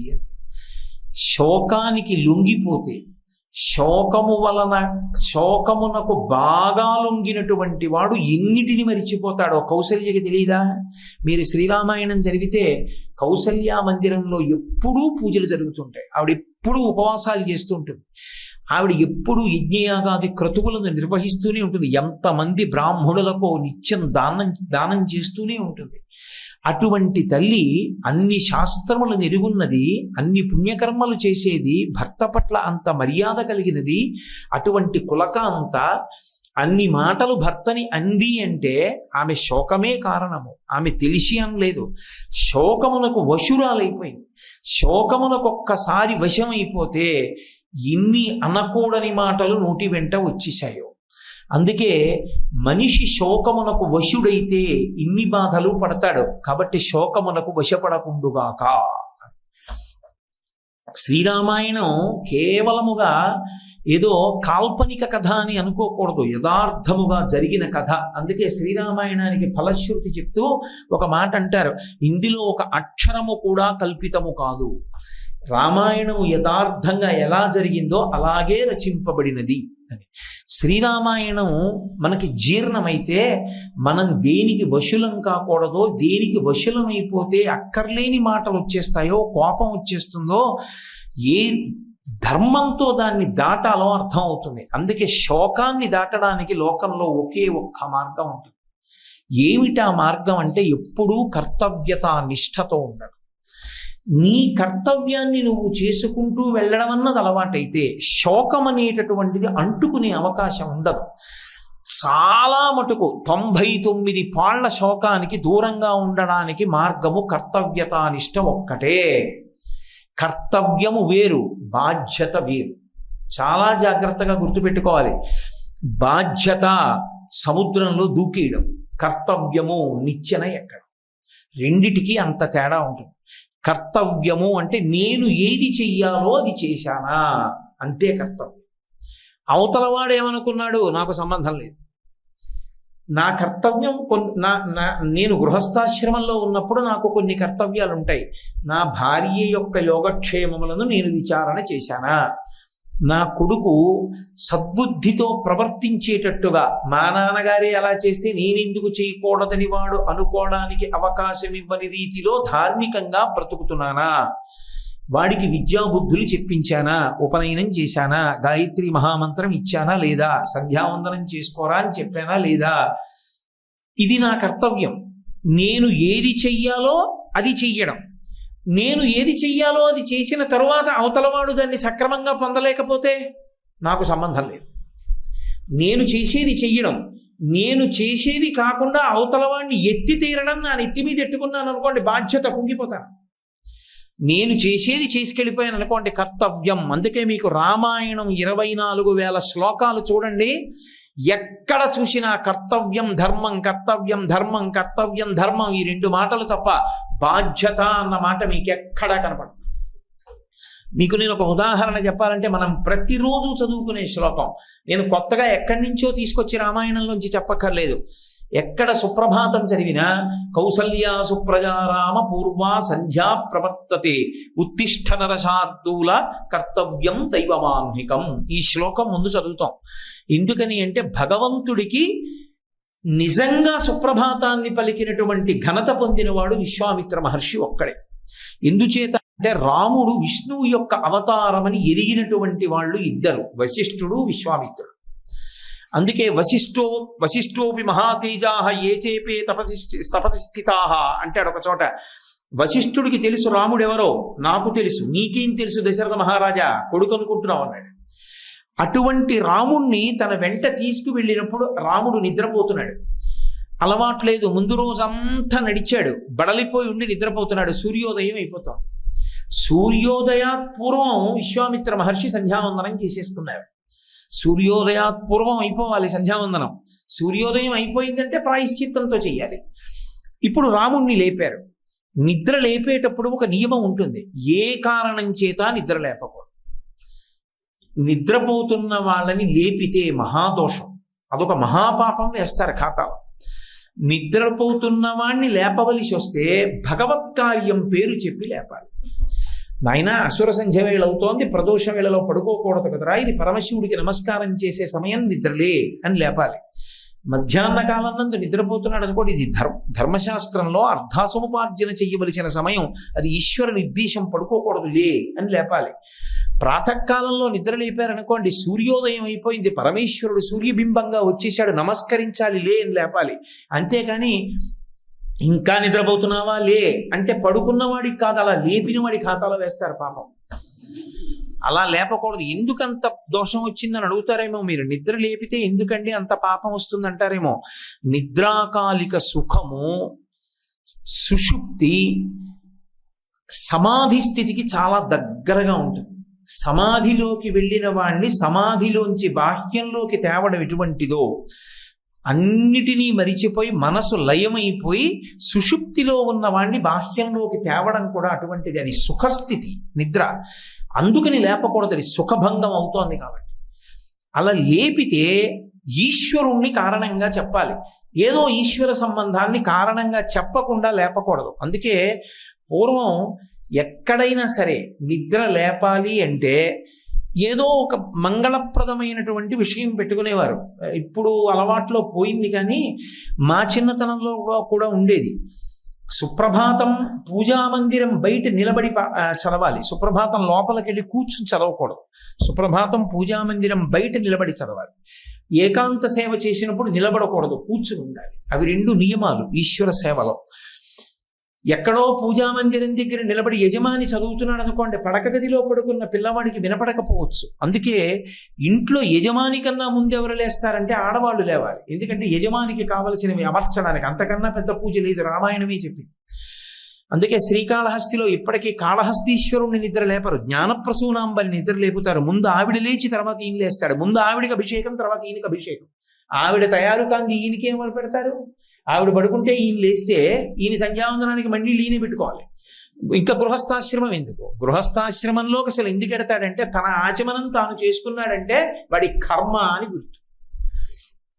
పెళ్ళైపోయిన వాడు ఆచమనం తనే వేసుకుని ఓం కేశవాయి స్వాహ అన్నాడు అనుకోండి, నీ కర్మ పాపం రా అని సానుభూతి చూపించవని అర్థం. ఎడం చేత్తో కుడి చేతిలోకి వేసుకోవడం ఏమిటి? బ్రహ్మచర్యాశ్రమంలో అంటే తప్పదు కనుక వేసుకుంటారు.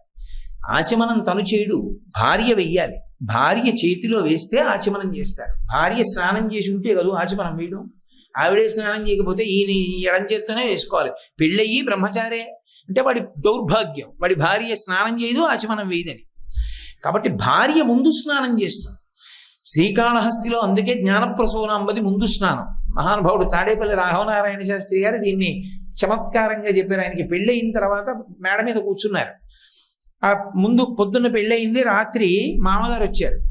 వచ్చి చీకటి పడుతుండగా వచ్చి పెళ్ళి ఎందుకు చేసుకోన్నావో అల్లుడు అన్నారు. ఆయన కోపం వచ్చింది. పిల్లని ఇచ్చిన ఇలాంటి మాట అంటారా అని, మీరెందుకు చేసుకున్నారని పోయారు. అనబోయి పెద్దవారు పితృపంచకంలో వారు మామగారిని అలా అనకూడదు అనుకుని ఆయనకి బాలామంత్రం ఉపాసన. ఆయన బాలాదేవిని ప్రార్థన చేశారు. అమ్మ ఏం చెప్పాలమ్మా అని అడిగారు. బ్రహ్మచారిగా ఎడం చేత్తో వేసుకున్నావు, అలా ఎన్నాళ్ళు వేసుకుంటావు? వేసుకోకూడదు, దూష్యం. అందుకే గృహస్థాశ్రమంలో ప్రవేశించాను. ఆచమనానికి నా చేతిలో నీరు పోయడానికి ధర్మపత్నిని స్వీకరించానని చెప్పు అంది అమ్మవారు. అది చెప్తే రాఘవనారాయణ శాస్త్రి గారి మామగారు పొంగిపోయారు. ఎంత ధర్మం చెప్పేవరా నాయన నువ్వు. కాబట్టి కౌసల్యా సుప్రజా రామ పూర్వా సంధ్యా ప్రవర్తతే. నిద్ర లేపేటప్పుడు కారణం చెప్పి నిద్ర లేపాలి. అందుకని విశ్వామిత్రుడు కారణం చెప్తున్నాడు రాముడిని నిద్ర లేపితే. పూర్వాసంధ్య, సూర్యోదయం అయిపోతోంది, నిద్రలే. ఎందుకు లేవాలి నువ్వు? పూర్వాసంధ్యా ప్రవర్తతే ఉత్తిష్ట లే నరశార్దూల. కర్తవ్యం దైవమాన్నికం. దైవమాన్నికం అంటే సంధ్యావందనం చేయాలి, అర్ఘ్యం ఇవ్వాలి. లే, సూర్యోదయం అయిపోతోంది. లేవలేదనుకోండి రాముడు ఏం చేస్తాడు? విశ్వామిత్రుడు మళ్ళీ వచ్చి ఇదే శ్లోకం చెప్తాడు. కౌసల్యా సుప్రజా రామ అంటాడు తప్ప పనికి మాలిన కొడక అండవు. కౌసల్యా సుప్రజా రామ పూర్వా సంధ్యా ప్రవర్తతే ఉత్తిష్ట నరశార్దూల కర్తవ్యం దైవమాన్నికం అంటాడు. ఇలా ఎంతసేపు చెప్తాడు అంటే ప్రాతకాల సంధ్యావందనానికి ఎంత సమయం సూర్యోదయం తర్వాత అనుమతింపబడిందో అంతసేపు చెప్తాడు. రాముడు లేవలేదనుకోండి ఏమండం. మళ్ళీ మధ్యాహ్నం పడుకున్నాడు అనుకోండి మళ్ళీ ఇదే చెప్తాడు, మళ్ళీ మర్నాడు పడుకున్నాడు అనుకోండి ఇదే చెప్తాడు. కర్తవ్యం అన్న మాటకు అర్థం ఏమిటో తెలుసా? అవతలవాడు దాని వలన మారాడా మారలేదా సంబంధం లేకుండా నీ పని నువ్వు చేసుకుని వెళ్ళిపోవడమే, అది కర్తవ్యం. ఏమంటే కోటేశ్వరారే మీరు రామాయణము ఆర్షవాక్కులు అని ఉపన్యాసాలు చెప్పారు కదా, అందులో ఎంతమంది పట్టుకున్నారండి అని నన్ను అడిగారు అనుకోండి, నా కర్తవ్యం నేను చేశానండి అని చెప్తాను. నీ చెయ్యవలసింది నేను చేశాను. మీ కర్తవ్యం, ఎవరి కర్తవ్యం వాళ్ళది. ఆర్షవాక్కు పట్టుకుని జీవితాన్ని దిద్దుకోవడం కర్తవ్యత నిష్ఠ. కర్తవ్యం పట్టుకుంటే శోకం ఉండదు.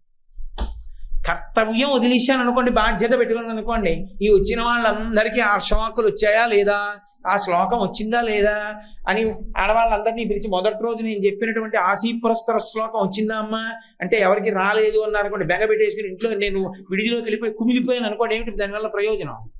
అది బాధ్యత. అక్కర్లేనిది నిత్యకెత్తుకుంటే బాధ్యత. నువ్వు చెయ్యవలసింది చేసేసి ఊరుకుంటే కర్తవ్యం. కర్తవ్యాన్ని పట్టుకున్నవాడు పైకి ఎక్కుతాడు, బాధ్యతని పెట్టుకున్నవాడు సముద్రంలో పడతాడు, ఇక లేవడం. ఎందుకు అక్కర్లేని విషయం? కర్తవ్యం, నువ్వు చెయ్యవలసినది చేసుకుంటూ వెడుతున్నావా, అందుకే ఉండేదేది కర్తవ్యతానిష్ట ఒక్కటే. ఇప్పుడు కర్తవ్యము వలన వచ్చే ప్రథమ ప్రయోజనం ఏమి అంటే శోకం ఉండదు, కోపము లేదు కాబట్టి శోకము లేదు.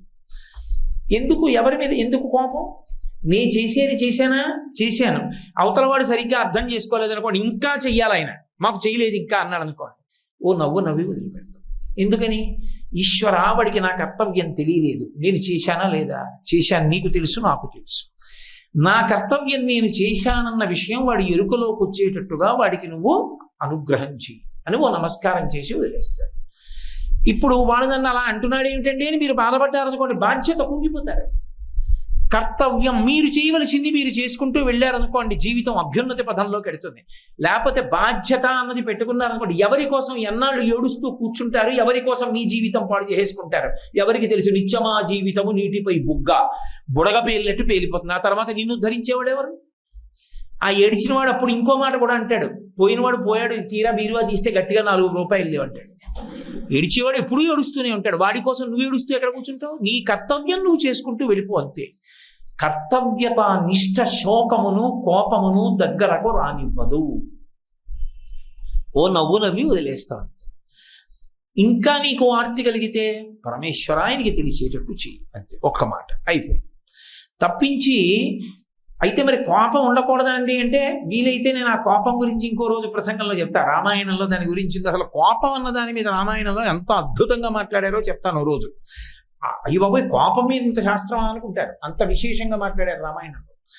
కాబట్టి కర్తవ్యం దైవమాన్నికం, కర్తవ్యతా దృష్టితో ఎవడు నిలబడతాడో వాడికి శోకం అంటదు. ఎవడికి కర్తవ్యత దృష్టి ఉండదో వాడు శోకమునకు వశుడవుతాడు. తేడా ఎక్కడొస్తుందంటే, దశరథ మహారాజు గారు ఈ కర్తవ్యతానిష్ట దగ్గర నిలబడలేకపోయాడు. ఈ నిలబడలేకపోవడం అనేటటువంటి ప్రమాదం ఎక్కడికి తెచ్చిందంటే చచ్చిపోయాడు ఆయన. ఆ మరునాడు ఉదయం కౌసల్యాదేవి గృహంలో ఆవిడ పాపం బాధపడింది, పడుకున్నాడు. అర్ధరాత్రి తెలివొచ్చింది. శోకం కదండి, రాముడు వెళ్ళిపోయాడు, బాధ ఆయనకి. 14 ఏళ్ళు ఎప్పటికవుతాయి ఇదే బాధ. అప్పటికి 5 రోజులు అయింది రాముడు వెళ్ళి. 5 రోజులు 5 ఏళ్లలా గడిచాయింది కౌసల్య. ఈ మాట మనం ఇప్పటికీ అంటాం, 3 రోజులు 3 ఏళ్లలా ఉందండి అంటాం. మనకి ఇష్టమైన వ్యక్తి దూరంగా ఉంటే, మనకి కష్టమైన వ్యక్తి వెళ్ళిపోయాడు అనుకోండి, అమ్మయ్యా అంటాం. సుఖ దుఃఖములు 2 మనసులోంచి వస్తాయి. శోకమును పొందుట, శోకమునకు దూరమగుట, కష్టము సుఖము. కాబట్టి 5 ఏళ్ళు అయినట్టుంది, ఇంకా 14 ఏళ్ళ అన్నాడు. అని కౌసల్య అన్నాడు. ఆవిడ పాపం ఏడిచి పడుకుంది. కౌసల్య వింటూ ఉందనుకున్నాడు. అనుకుని ఇప్పుడు జ్ఞాపకానికి వచ్చింది కౌసల్య, నేను ఎందుకు రాముడు గురించి ఏడుస్తున్నానో, ఇలా ఎందుకు జరిగిందో అని తన చిన్ననాటి వృత్తాంతం చెప్పాడు. తను బాణం వేయడం, మునిబాలకుడి మీదగా మునిబాలకుడు చనిపోవడం, ఈ విశేషాలన్నీ చెప్పాడు. చెప్పి చచ్చిపోయాడు ఏడిచి. చిత్రం ఏమిటంటే, ఆయన చెప్తున్నాడు, ఏడుస్తున్నాడు, చచ్చిపోతున్నాడని విన్నవాళ్ళు లేరు. అయోధ్యకాండలో దశరథ మరణం వింటే శోకానికి వశుడైపోయిన వాడి జీవితం ఇంత దుర్భరంగా వెళ్ళిపోతుందా అనిపిస్తుంది. చచ్చిపోయాడని కూడా తెలియదు. వందిమాగతులు వచ్చి మరునాడు రాజద్వారం బయట నిలబడి స్తోత్రం చేశారు రాజుగారికి. కదలిక లేదు, కౌసల్య లేచింది. మహారాజా వందిమాగతులు వచ్చారు, ఇంత స్తోత్రం చేస్తున్నారు, లేవరే అని కనిపింది. కొయ్యబారిపోయి ఉన్నాడు. అప్పుడు ఏడిచారు, తైలద్రోణిలో పెట్టారు శరీరాన్ని. ఆఖరికి ఏమిటి, కొడుకు కూడా దగ్గర లేడు. లేకపోతే భరతుడిని తీసుకురావడం కోసం తైలద్రోణిలో ఉంచారు శరీరాన్ని. ఉంచి వశిష్ఠ మహర్షి కబురు చేశారు భరతుడిని రమ్మని. కాబట్టి శోకము, నేను అందుకే మీతో అన్నది, శోకము తాను చచ్చిపోయేటట్టయినా చేస్తుంది. అది ప్రమాదమే. శోకము వలన తాను చచ్చిపోతాడు, లేదా శోకము ఇంకోడిని చంపేస్తాననేటట్టు చేస్తాడు.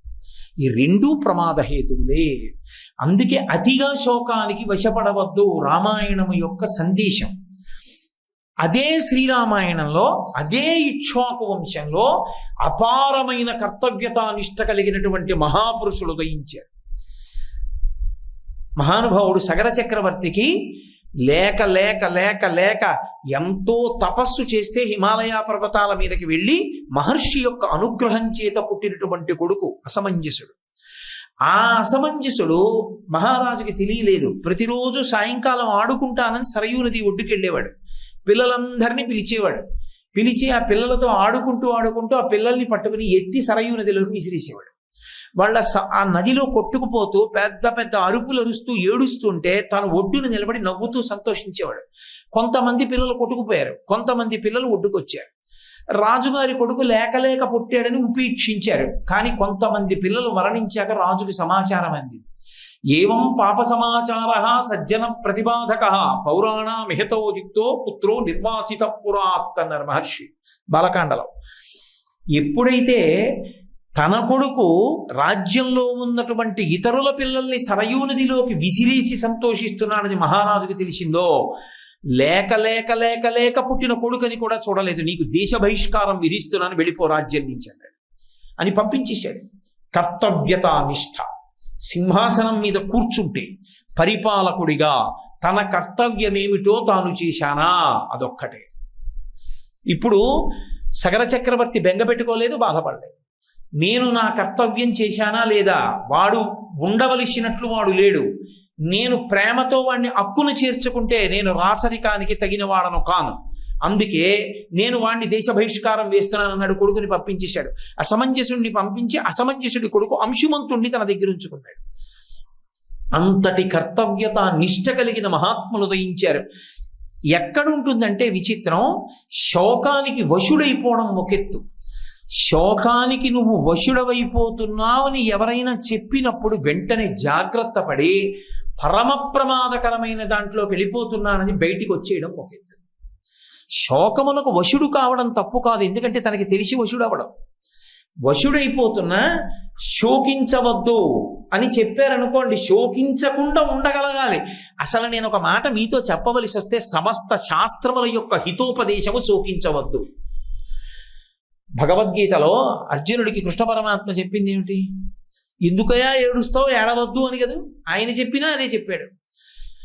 అందుకని రామచంద్రమూర్తి అంతటి వారు కూడా రామాయణంలో ఈ శోకానికి వశుడయ్యాడు. ఒకప్పుడు దశరథ మహారాజు గారు చచ్చిపోయాడని వార్త వచ్చింది అరణ్యంలో ఉండగా. ఏడిచాడు, కానీ శోకమునకు వశుడు కాలేదు. అందుకే కర్తవ్యం చేశాడు. జలాంజలులు ఇస్తున్నాను అన్నాడు. వెంటనే నీళ్లు పట్టుకుని ఉదకతర్పణం చేశాడు. తను ఏది తింటున్నాడో దానితో తద్దినం పెట్టాలి. తను గారపిండి తింటున్నాడు, అందుకని గారపిండి ముద్దలతో తద్దినం పెట్టాడు తండ్రికి. ఎక్కడ శోకానికి వశుడైపోయాడో తెలుసా? దేవతలు పెట్టిన పరీక్ష. రాజ్యం పోయింది, శోకమునకు వశుడు కాలేదు. తండ్రి చనిపోయాడు, శోకమునకు వశుడు కాలేదు. ఏం చేస్తే శోకానికి వశుడైపోతాడు? 13 ఏళ్ళు అయిపోతున్నాయి, వెనక్కి తిరిగి వచ్చేస్తాడు. ధర్మమూర్తి. రావణ సంహారం ఎలా అవుతుంది? రాముడికి కోపం రావాలంటే, రాముడు అదుపు తప్పిపోవాలంటే ఏం చేస్తే జరుగుతుంది? ఏ కారణానికి కోపం పట్టుకుంటాడు అన్నది చూడాలనుకున్నారు. సీతమ్మ జోలికెడితే వాళ్ళకి అనుమానం వచ్చింది, అందుకు పంపించారు కాకాసురుడిని. యథార్థంగా అదే జరిగింది అరణ్యకాండం. అప్పటి వరకు ఎప్పుడు శోకమునకు వశుడవనటువంటి రామచంద్రమూర్తి సీతమ్మ తల్లి యొక్క అపహరణము జరిగిన తర్వాత శోకమునకు వశుడైపోయాడు. గోదావరిని అడిగాడు, ఏది సీతమ్మ, ఎవరు తీసుకెళ్లారు, ఎటు తీసుకెళ్లారు చెప్పమన్నాడు. గోదావరి పలకలేదు, రావణాసురుడికి భయపడి ఎక్కడ తనని నిగ్రహిస్తాడో అని. పర్వతములు చెప్పలేదు, చెట్లు చెప్పలేదు, ఇతర ప్రాణులు చెప్పలేదు, ఆఖరికి నోరు లేని మృగాలు చెప్పేశాయి రాముడి బాధ చూడలేక. అవి మోరలెత్తి అరుస్తూ దక్షిణ దిక్కుకు పరిగెత్తాయి. ఓ, ఈ సూచనని బట్టి రావణాసురుడు దక్షిణ దిక్కుగా సీతమ్మని తీసుకుపోయాడని రాముడు గ్రహించాడు. ఎవ్వరూ చెప్పలేదు. చెప్పకపోతే రాముడికి కోపం వచ్చేసింది. సీతమ్మ కనపడలేదన్న శోకంలోంచి వచ్చిన కోపానికి వశుడైపోయి ఎన్నడూ ఆయన నోటి వెంట రాని మాటలు కొన్ని వచ్చేసాయి అరణ్యకాండలో. యథాజర యథామృత్యు. లోకంలో ముసలితనం రాకుండా ఆపడం ఎవడికి సాధ్యం కాదు. ఏదో జుట్టుకి రంగంటే వేస్తాడేమో కానీ వృద్ధాప్యం రాకుండా ఎక్కడికెడుతుంది.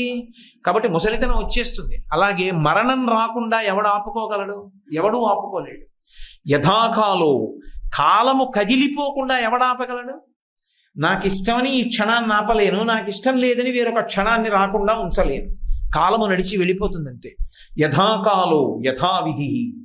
విధి అంటే పరమేశ్వరుడు ఏది జరగాలని సంకల్పం చేశాడో దాన్ని ఆపడం ఎవరికీ సాధ్యం కాదు. ఏతత్తు నియతం సర్వం మయచానుత్తమం యశాహ. ఇన్నాళ్ళు నాకు కీర్తి ఉంది లక్ష్మణ, వృద్ధాప్యాన్ని ఆపలేనట్టు, మృత్యువుని ఆపలేనట్టు, కాలాన్ని ఆపలేనట్టు, విధిని ఆపలేనట్టు నన్ను ఇప్పుడు ఎవరు ఆపలేరు. సీతమ్మ యొక్క జాడ చెప్పలేదు కాబట్టి, నాకింత శోకం కలిగింది కాబట్టి ఎవరూ సుఖంగా ఉండడానికి వీల్లేదు ఈ లోకంలో. నా నారాచ బాణములతో ఈ లోకాన్నంతటినీ కట్టేస్తున్నాను. ఇక దేవతల దగ్గర నుంచి మనుష్యుల వరకు, పక్షుల వరకు ఎవరూ కదలడానికి వీల్లేదు. లోకాలన్నిటినీ లయం చేస్తున్నాను. నేను ఓర్పు పడితే చేతకాని వాడిని అనుకుంది సృష్టి. ఓర్పుకి చేతకానితనానికి ఉన్న తేడా ఏమిటో చెప్పాలనుకుంటున్నానని కోదండం తీసుకున్నాడు. చూశాడు మహానుభావుడు లక్ష్మణస్వామి. అమ్మో, అన్నయ్య శోకానికి వశుడైపోయాడు. ఈ శోకంలోంచి అన్నయ్య కోపం లోకాల్ని లయం చేసినా చేసేస్తుంది అనుకున్నాడు. గబగబా వచ్చి కాళ్ళ మీద పడిపోయి అన్నయ్య, పురాభూత్వా మృదుర్దాంతః సర్వభూతహితే రతః నక్రోధవశమాపన్న ప్రకృతిం హతుమర్హసి. అన్నయ్య, నీ స్వభావం ఇది కాదు. నువ్వు చాలా దయ కలిగినటువంటి వాడివి. నువ్వు శోకాన్ని దగ్గరికి రానిచ్చేటటువంటి వాడివి కావు. కర్తవ్యతానిష్టతో ఉండేటటువంటి వాడివి. అటువంటి వాడివి పురాభూత్వా మృదుర్దాంతః, ఎంతో మృదువైన స్వభావంతో సర్వభూతహితేరతః, సర్వభూతముల యొక్క హితాన్ని కోరుకునేవాడివి. అటువంటి నువ్వు ఇవాళ నక్రోధ వశమాపన్న. ఇంత క్రోధం వచ్చింది ఏటనయా నీకు? వదిన కనపడలేదని ఆ శోకంలోంచి ఇంత కోపమా? ప్రకృతిని హాతుమర్హసి. నువ్వు ఈ ప్రకృతిని అంతటినీ లయం చేసేస్తావా ఏమి? ఏకస్యనాపరాధేన లోకాన్ హంతునహార్హసి. ఎవడో ఒక్కడనయా సీతమ్మను అపహరించింది. వదినిని అపహరించిన వాడెవరో వాణ్ణి వెతికి చంపుదాం. అది మన మన మన క్షాత్రధర్మం. వాడెవరో తెలియలేదు కాబట్టి, ఎవరూ చెప్పలేదు కాబట్టి లోకాలన్నిటినీ లయం చేసేస్తావా? ఎందుకనయా గురువులకి ధనుర్వేదం ఇచ్చింది? చేయవచ్చాలాగా? పడిపోయాడంతే కాళ్ళ మీద. చంద్రే లక్ష్మీ, అలాగే చంద్రే లక్ష్మీ ప్రభా, సూర్యే ప్రభా గతిర్వాయౌ భువి క్షమాః ఏతత్తు నియతం సర్వం త్వయిచానుత్తమం యశాః. చంద్రుడు అంటే కాంతి, చల్లటి కాంతి వస్తుంది. సూర్యుడు అంటే వెలుతురు వేడి వస్తాయి. వాయువు అంటే కదులుతుంది. భూమి ఓర్పు, రాముడు కీర్తి. త్వయిచానుత్తమం యశాః. నీ రాముడు అన్న పేరు చెప్తే లోకం అంతా ఓ మాట అంటుంది, మర్యాదా పురుషోత్తముడు. అంతటి కీర్తి గణించిన వాడివి. స్వచ్ఛమైన కీర్తి, కర్తవ్యతానిష్టతో ఉండడం తప్ప చేతిలో అస్త్రాలు ఉన్నాయని ఎవరి మీద పడితే వాళ్ళ మీద ప్రయోగించమని పేరు. అటువంటి వాడివి ఇవాళ శోకానికి వశుడవైపోయి అన్నయ్య ప్రకృతిని అంతటినీ పాడు చేస్తావా అని అడిగాడు. అంతే. వెంటనే తమ్ముడా, నువ్వు చెప్పింది సత్యం. ఎవడు సీతాపహరణం చేశాడో వాణ్ణి వెతుకుతాం, వాణ్ణి సంహారం చేద్దాం పద అని బయలుదేరాడు. జటాయువు కనబడ్డాడు. నేను ఎందుకు మనవి చేస్తున్నానంటే, శోకమునకు వశుడైపోవడం ఒకెత్తు. తాను శోకమునకు వశుడైనప్పటికీ ఆ శోకమునకు వశుడైనప్పుడు అవతల వారు వచ్చి ఒక మాట చెప్పినప్పుడు దాంట్లోంచి పైకి రాగలిగిన ప్రజ్ఞ ఒకెత్తు. ఆ ప్రజ్ఞ ఉన్నవాడు నిలదొక్కుంటాడు. మళ్ళీ ఆ నిలదొక్కుకోలేకపోతే దానికి వశుడయ్యాడో అదేం సంతోషకారకం కాదు. దాని వలన కొంతకాలానికి తానే పడిపోతాడు. అది రిపుహు, అది శత్రువు, కాబట్టి అది కబళిస్తుంది యువతల వాడిని. అందుకని శోకమునకు వశుడు కాకూడదు, నిత్యోత్సాహి అయి ఉండాలి తప్ప నేను చచ్చిపోతానన్న మాట రాకూడదు నోటి వెంట. శ్రీరామాయణంలో నిష్పక్షపాతంగా నడుస్తుంది రామాయణం. నరుడి కథ అని నేను మీతో అందుకే చెప్పా. నరుడు కష్టం వచ్చినప్పుడు ఏ స్థితులను పొందుతాడో రామాయణంలో వ్యక్తులు అదే స్థితిని పొందుతుంటారు. సీతమ్మ అంతటిది శోకానికి వశమైపోయింది. ఒక చోట వశమైపోయి ఆవిడ ఎంత కష్టంలో ఉందో చెప్పి నోటి వెంట అనకూడని మాట వచ్చేసింది ఆవిడికి. నే చచ్చిపోతానంది ఆవిడ. అరణ్యకాండలోనే సుందరకాండలోకి వెళ్ళేటప్పటికీ సీతమ్మ తల్లి ఒక మాట అంది, నూనం సకాలో మృగరూపధారి మామల్ప భాగ్యాం లులుబేతదానీం యత్రార్యపుత్ర విసర్జమూఢ రామానుజం లక్ష్మణ పూర్వజంచ అంది. అరే, ఇన్ని కష్టాలు పడుతున్నాను, చుట్టూ రాక్షస స్త్రీలు నిలబడ్డారు, నేను బ్రతికుండగానే నా శరీర అవయవాల్ని వాటా వేసేసుకుంటున్నారు. రావణాసురుడికి వెళ్ళి ఆ కాంత చచ్చిపోయిందని చెప్దాం, తినేయండి అంటాడు. ముక్కలు చేసుకు తినేద్దాం, కళ్ళు తెచ్చుకుందాం, నికుంభల నృత్యం చేద్దాం, చేసి ఈవిడ యొక్క మాంసాన్ని తిందామని ఒకళ్ళు నా కడుపు కావాలన్నారు, ఒకళ్ళు ఆవిడ తొడలు కావాలన్నారు, ఒకళ్ళు గుండెలు కావాలన్నారు, ఒకళ్ళు ప్లీహము కావాలన్నారు, ఒకళ్ళు ఊపిరితిత్తులు కావాలన్నారు. తర్వాత దెబ్బలాడుకోవద్దు, ఇప్పుడే వాటాలని వాటాలు వేసేసుకున్నారు. అంత అవన్నీ విని బాధ చెందిన ఆవిడ ఎంత శోకాన్ని పొందిందంటే అది రాక్షసత్వం అంటే. అక్కడ తాను కోరుకున్నట్టు బ్రతకడానికి ఉండదు, అటువంటి బ్రతుకు లేక చావడానికి ఉండదు. కాబట్టి ఇప్పుడు ఆవిడ కష్టంలో ఆ శోకాన్ని తట్టుకోలేక ఒక మాట అంది, నూనం సకాలో మృగరూపధారి మామల్పభాగ్యాం లులుబేతదానీం యత్ర ఆర్యపుత్ర విసర్జమూఢ రామానుజం లక్ష్మణ పూర్వజంచ. నేను మోసపోయాను, కాలము నన్ను లోభపెట్టింది మృగరూపంలో వచ్చి. లేకపోతే అరణ్యవాసం అంతా అయిపోయి ఇంకా ఇంటికి వెళ్ళిపోయే సమయం ఆసన్నం అవుతుంటే లక్ష్మణస్వామి చెప్పాడు, వద్దమ్మా అది మాయామృగం అమ్మా అని చెప్పాడు, మారీచుడని చెప్పాడు. అయినా పర్వాలేదు, చంపి కనీసం చర్మం పట్రా అంతఃపురంలో తగిలించుకుంటానది. ఏం చెప్పాలి, ఇంతమంది చెప్పినా వినకుండా నా బుద్ధి ఆ మాయామృగం వైపుకు వెళ్ళిపోయింది అంటే. కాబట్టి నూనం సకాలో మృగ రూపధారి మామల్ప భాగ్యం, నాకు భాగ్యమేది రాముడితో కలిసి ఉండడానికి, అందుకే నేను ఇలా విడిపోయాను. యత్రార్యపుత్ర విసర్జమూఢ రామానుజం లక్ష్మణ పూర్వజంచ. రామలక్ష్మణులు ఇద్దరినీ విడిచిపెట్టుకున్నాను. పోని రాముడిని విడిచిపెట్టి ఊరుకుందా? తీరా పర్ణశాలలోకి వచ్చిన తర్వాత రాముడి కంఠంతో మారీచుడు నడిచాడని లక్ష్మణస్వామిని పంపించేసి, లక్ష్మణస్వామిని పంపించేయడం వల్ల రావణాసురుడు అపహరించి తెచ్చాడు. కాలము మృగరూపంలో వచ్చి నన్ను లోభపెట్టి ఇంతటి శోకానికి గురి చేసింది. ఒక్క తప్పు ఎంత పని చేసింది! తను చేసిన ఒకే ఒక్క తప్పు, ఒకే ఒక్క కోరిక. మహాతల్లి అంతకాలం ఒక్కటి రాముణ్ణి అడిగింది లేదు. బాలేన రమతే సీత బాలచంద్ర నిభానన రామ రామే హదీనాత్మ విజనేపి వనీసతి అని అరణ్యంలో కూడా రాముడితో కలిసి సంతోషంగా అయోధ్యలో ఉన్నట్టుంది తప్ప ఒక్కటి అడిగింది లేదు. ఆవిడ అడిగిందా? ఒక్క మృగాన్ని అడిగింది, కాంచన మృగాన్ని. ఇన్నాళ్ళు అడగని దాన్ని ఆ మృగాన్ని అడగడం ఏమిటి? వద్దు వద్దు అంటున్నా పట్టుపట్టడం ఏమిటి? పట్టు పట్టినందుకు నీ చేసిన తప్పుకి ఇదిగో ఇంత ప్రారంధం అనుభవిస్తున్నాను, ఆఖరికి నాకు ఇంకా బ్రతకాలని లేదు అని ఆవిడంది. ఆ కోపం వచ్చేస్తే శోకంలోంచి ఎంత మాటైనా వస్తుంది. ఆవిడంది, ఇంతకాలం నుంచి నేను నియమస్య ధర్మే పతివ్రతాత్వం విఫలం మమేదం కృతం కృతఘ్నీశ్వరం అనుషాణం అంది.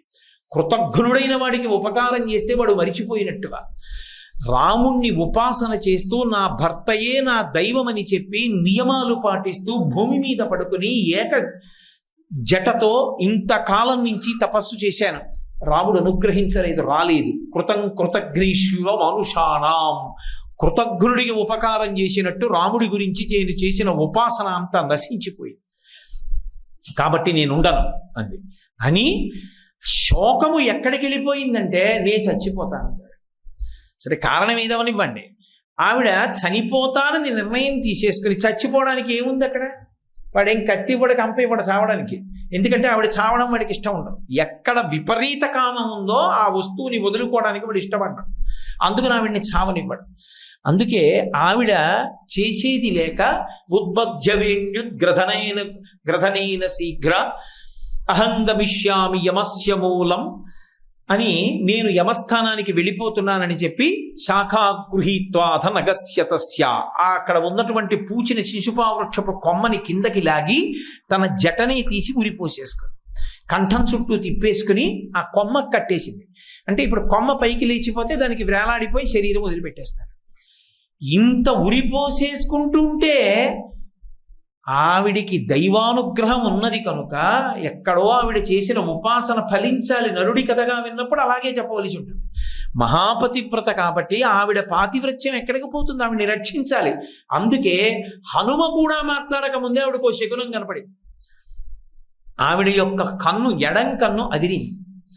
తస్యాశుభం వామరాళపక్ష్మ రాజీవృతం కృష్ణ విశాల శుక్లం ప్రసందతైకం నయనం సుకేస్య మీనాహతం పద్మమివాభితామ్రం అన్నారు మహర్షి. ఆమె ఎడమకన్ను ఎదిరితే ఎడమకన్ను ఎదిరింది అని చెప్పలేదు మహర్షి. ఎక్కడో మంచి సరోవరం నిండా నీళ్లు, ఆ సరోవరంలో ఓ తామర పువ్వు, లోపలికి కాడ ఉంది, ఆ నీటి మీదకి పువ్వు ఉంది. ఇప్పుడు నీటి మీద పువ్వు ఉండి నీటి లోపలికి కాడ ఉంటే కాడ కనపడదు, పువ్వు కనపడుతుంది. ఈ నీటి లోపల ఉన్న కాడ పక్కకి అటుగా ప్రయాణిస్తూ వచ్చినటువంటి ఒక చేప నిలబడి మళ్ళీ వెళ్ళిపోయేటప్పుడు తోక ఇలా ఊపితే, ఆ ఊపిన తోక కాడని తగిలితే, ఆ కాడ మీద ఉన్న పువ్వు కదిలితే ఎంత అందంగా కదులుతుందో అమ్మవారి కన్నంత అందంగా కదిలిందన్న.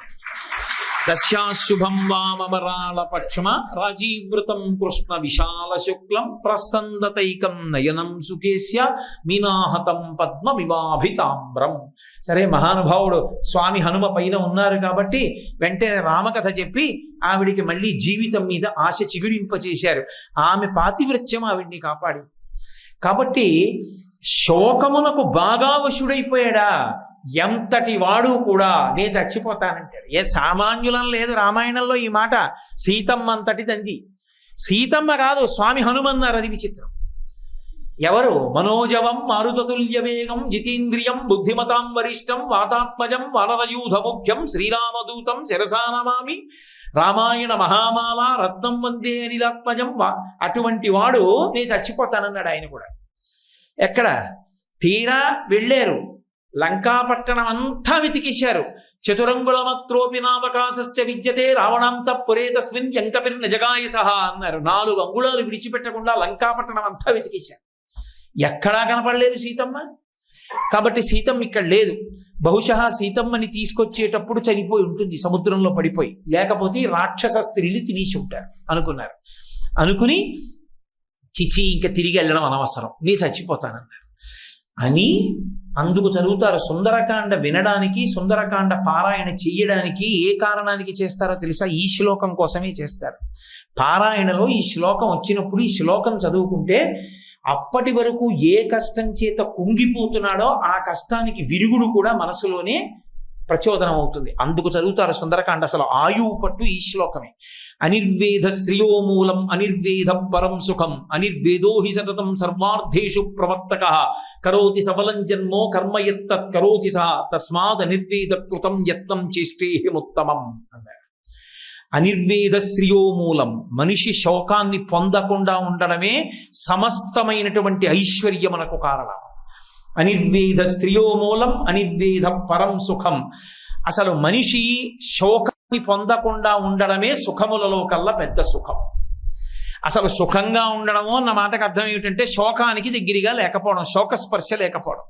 కాబట్టి అనిర్వేద శ్రియోమూలం అనిర్వేద పరం సుఖం అనిర్వేదో హి సతతం సర్వార్థేషు ప్రవర్తక. ఏదైనా సాధించగలగాలి అంటే ఒక్క మార్గం ఉంటుంది, శోకమునకు వశుడు కాకుండా ఉండడమే. తస్మాద్ అనిర్వేద కృతం యత్నం చేష్టేహిముత్తమం కరోతి సఫలం జన్మో కర్మయత్తత్ కరోతి సహా. నా జన్మని సార్థక్యం చేసుకుంటాను. ఎలా సార్థక్యం చేసుకుంటాను అంటే శోకమునకు వశుడను కాకుండా మళ్ళీ వెతుకుతాను. ఎన్ని మాటలు వెతుకుతాను? సీతమ్మ దొరికే వరకు వెతుకుతూనే ఉంటాను లంక అంతా. ఇంత చెప్పిన పెద్ద ఆయన లంకాపట్టణం అంతా మళ్ళీ వెతికొచ్చారు. మళ్ళీ వెతికేసి లంక అంతా వెతికేశాను, సీతమ్మ కనపడలేదు, కూర్చున్నారు.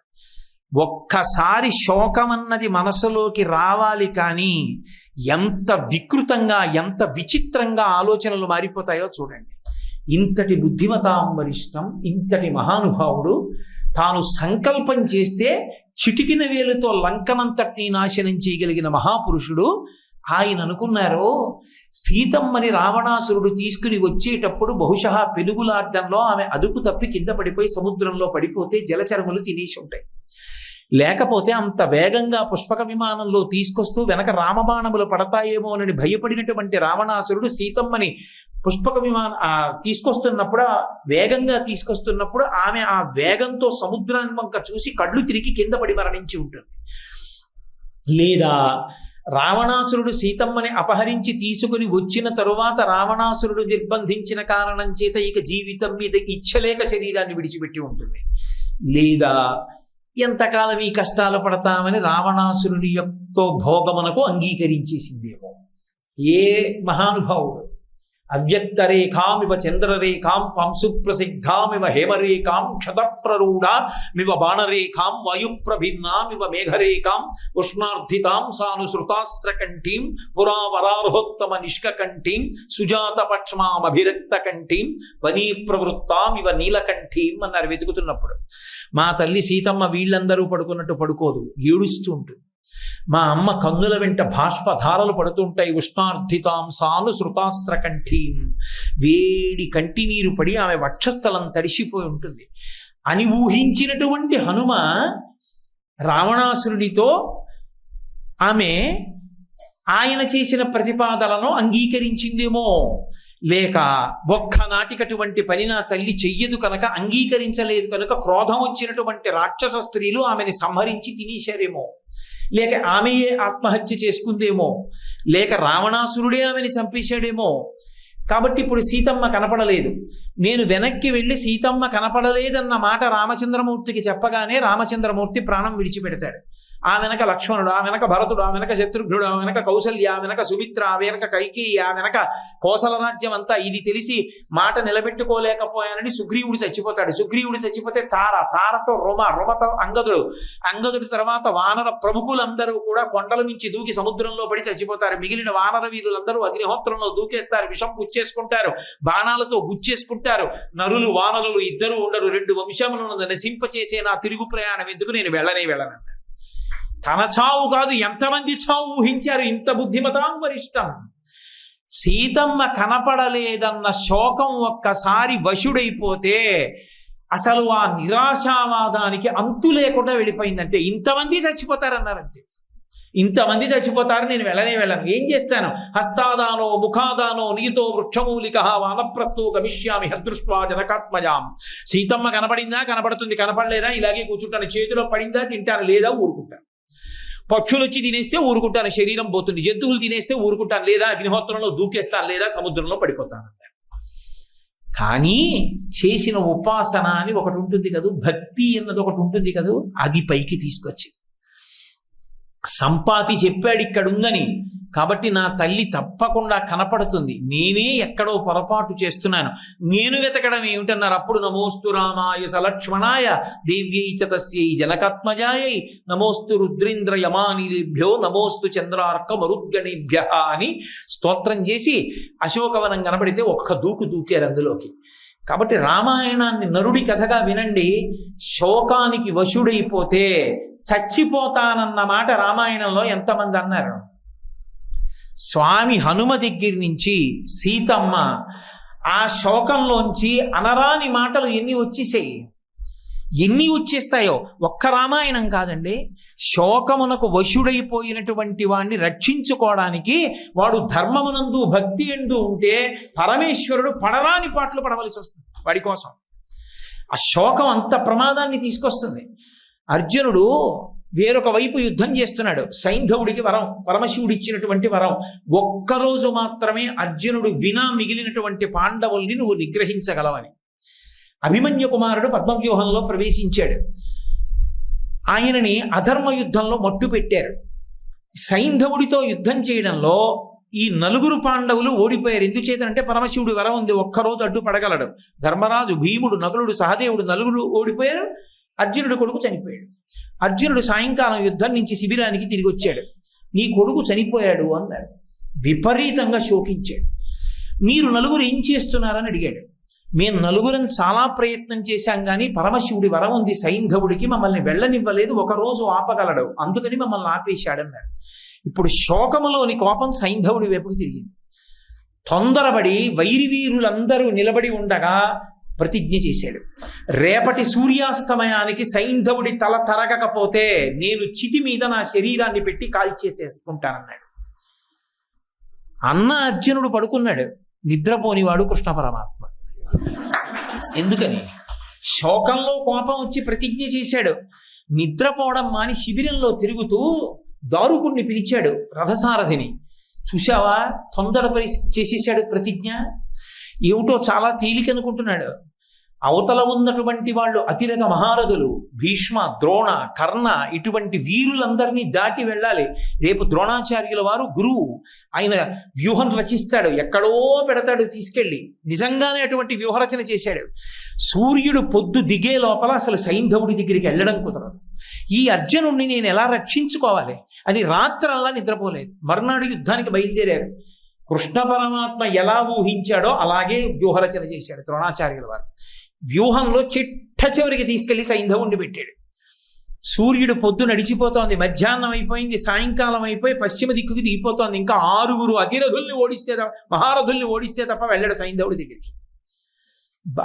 అప్పుడు చూశాడు వెనక్కి, బావా అయిపోతోంది సూర్యాస్తమయం. అయిపోయిందా?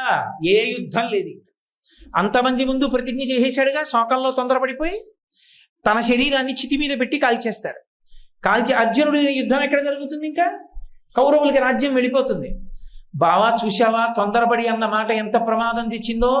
సూర్యాస్తమయం దగ్గరికి వచ్చింది, కానీ ఇంకా కొద్ది నిమిషాల వ్యవధి ఉంది, అవలేదు సూర్యాస్తమయం. ఒక్క మార్గం ఉంది బావా, సూర్యాస్తమయం అయిపోయిందన్న భావన నేను కల్పిస్తాను, నువ్వు ఒక చిన్న చమత్కారం చేయి, సూర్యాస్తమయం అయిపోయింది, సైంధవుడు ఎక్కడా అను. అయిపోయిందనుకుని వాడు తలపైకి ఎత్తుతాడు, నేను మళ్ళీ సూర్యుడు కనపడేటట్టు చేస్తాను, తరిగే తలన్నాడు అని మాయాతిమిరాన్ని సృష్టించాడు. నల్లటి మబ్బొచ్చి సూర్యుడిని కప్పింది. సూర్యాస్తమయం అయిపోయింది, సైంధవుడు ఎక్కడా అన్నారు. అనేటప్పటికి అమ్మయ్యా బతికిపోయాను అనుకుని వాడు తలపైకి ఎత్తి నిక్కి పైకి లేచాడు. లేవగానే బాణం వేసి తల కొట్టేశాడు. మాయాతిమిరాన్ని కృష్ణుడు తీసేశాడు. మళ్ళీ సూర్యప్రకాశం వచ్చింది. ఇంకా కొద్ది నిమిషాలు ఉంది, చచ్చిపోయాడు సైంధవుడు. బావా సైంధవుణ్ణి చంపడం అంత తేలిక కాదు, ఆ తల కింద పడకూడదు, బాణాలతో బంతులాడన్నాడు. అది బాణాలు పెట్టి ఆ తలని ఆకాశంలో తిప్పుతూనే ఉన్నాడు. బావా అలా తిప్పుతూ ఉండడం కాదు, ఎంతసేపు ఆడతావు? పాశుపతాస్త్రాన్ని ప్రయోగించి ఎక్కడో హిమాలయ పర్వతాల దగ్గర ఉన్నటువంటి శమంతక పంచకం దగ్గర సంధ్యావందనం చేసుకుంటూ అర్ఘ్యం ఇవ్వడానికి సిద్ధపడుతున్నటువంటి సైంధవుడి తండ్రి వృద్ధక్షత్రుడి చేతుల్లో పడేటట్టుగా తల కొట్టన్నాడు. అది పాశుపతాస్త్రం కాబట్టి అభిమంత్రించి విడిచిపెట్టాడు. ఆ తలని తీసుకెళ్లి వృద్ధక్షత్రుడి చేతిలో పడేటట్టుగా కొట్టాడు. ఆయన చేతిలో పడింది, అర్ఘ్యం ఇచ్చేటప్పుడు చిచి తలకాయని ఇలా పడేశాడు, ఎవరిదో చూడకుండా, ఆయన కొడుకే.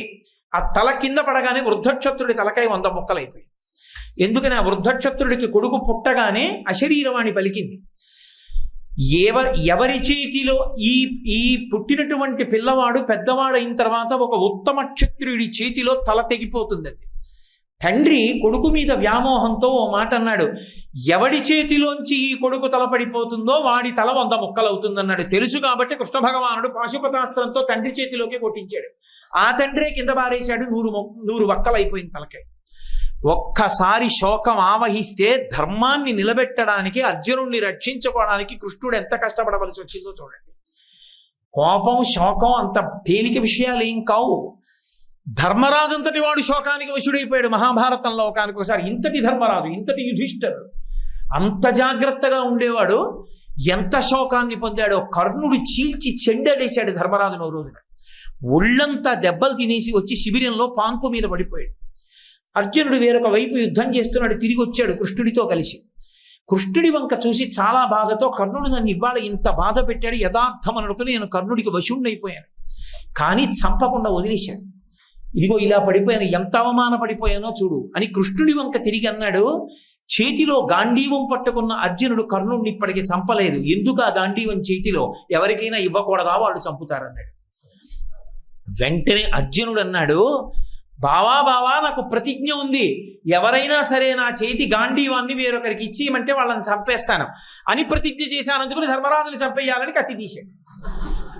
గబగబా వచ్చి కృష్ణ పరమాత్మ పట్టుకుని, బాగుందయో ప్రతిజ్ఞ, ధర్మరాజుని చంపేస్తే ఇంకా యుద్ధం ఎందుకు, చంపకు, చంపినంత పని ఒకటి ఉంది, ఒక పని చెయ్యి, పెద్దలైనటువంటి వారిని నువ్వు అని ఏకవచన సంబోధన చేస్తే వాళ్ళని చంపేసినట్టే వేస్తారు ఖాతాలో. అందుకని ధర్మరాజు గారిని నువ్వు అని సంబోధించు అన్నాడు. ధర్మరాజు గారిని నువ్వు అన్నాడు అని, ఇప్పుడు నువ్వు ధర్మరాజుని చంపేసినట్టే, లేవండి ఇద్దరు అన్నాడు. అంటే అర్జునుడు అన్నాడు, లేదు నేను చచ్చిపోవాలన్నాడు. ఇప్పుడు నువ్వు చచ్చిపోవడం ఎందుకన్నాడు. అన్నయ్య ఇంతటి ధర్మాత్ముడు, మహానుభావుడు, పెద్దవాడు, ఆయన్ని పట్టుకుని నువ్వు అన్నాను కాబట్టి ఇప్పుడు అన్నయ్యని చంపిన ఫలితం నా ఖాతాలోకి వచ్చింది కాబట్టి నాకు బతకడం ఇష్టం లేదు, చచ్చిపోతానన్నాడు. మళ్ళీ ఇదేమిటి, నువ్వు చచ్చిపోతే యుద్ధం ఎలా జరుగుతుంది రా నాయన, నువ్వు చచ్చిపోయినంత ఫలితము జరగాలంటే నిన్ను నువ్వు ఒకసారి పొగిడేసుకో, నువ్వు చచ్చిపోయినట్టే. ఇప్పుడు అర్జునుడు మళ్ళీ తాను పొగుడుకున్నాడు. ఒకసారి శోకానికి వశులైపోతే, ఆ శోకంలోంచి కోపం పుట్టేస్తే, కోపంలోంచి ప్రతిజ్ఞలు పుట్టేస్తే అందులోంచి ఎన్ని ప్రమాదాలు వస్తాయో చూడండి. అందుకే లోకంలో అందరికన్నా మహితాత్ముడు ఎవరు అంటే శోకాన్ని కూడా తట్టుకుని ధర్మానికి నిలబడగలిగిన వాడు. అసలు ప్రపంచ వాంగ్మయంలో అద్భుతమైన మెరుపు ఎవరంటే, శోకం అంటే ఇంకా తిరుగులేని శోకంలో కూడా ధర్మం పట్టుకున్న మహాతల్లి ద్రౌపదీదేవి ఒక్కతే. ఆవిడ లాంటి ధర్మాత్మురాలు కనపడదు. ఎందుచేత అంటే ఉపపాండవులు, ధర్మరాజు, భీముడు, అర్జునుడు, నకులుడు, సహదేవుడు, 5గురి వలన పుట్టినటువంటి కొడుకులు. 5గురు ఉపపాండవులు శిబిరంలో పడుకుని ఉండగా అశ్వత్థామ శిబిరంలోకి ప్రవేశించి ఒకే రోజు 5గురి తలకాయలు తరిగేశాడు. 5గురి తలకాయలు తరిగిస్తే తెల్లవారి లేచేటప్పటికి 5గురు కొడుకులు చచ్చిపోయారు. అవతల యుద్ధం పూర్తయింది. ఇక్కడ చూసేటప్పటికి ఒక్క కొడుకు లేడు. ఎవరి కోసం ఆ రాజ్యం, ఎవరికి పట్టాభిషేకం, ఇన్ని కష్టాలు పడింది, ఇంత అరణ్యవాసం చేసింది, ఇంత అజ్ఞాతవాసం చేసింది, 5గురు కొడుకులు ఒక్కరోజు రాత్రి చచ్చిపోయారు. ఎవరు చంపేశారు అని విచారణ చేశారు. గురువైన ద్రోణాచార్యుల వారి కొడుకు అశ్వత్థామ చంపేశాడని తెలిసింది.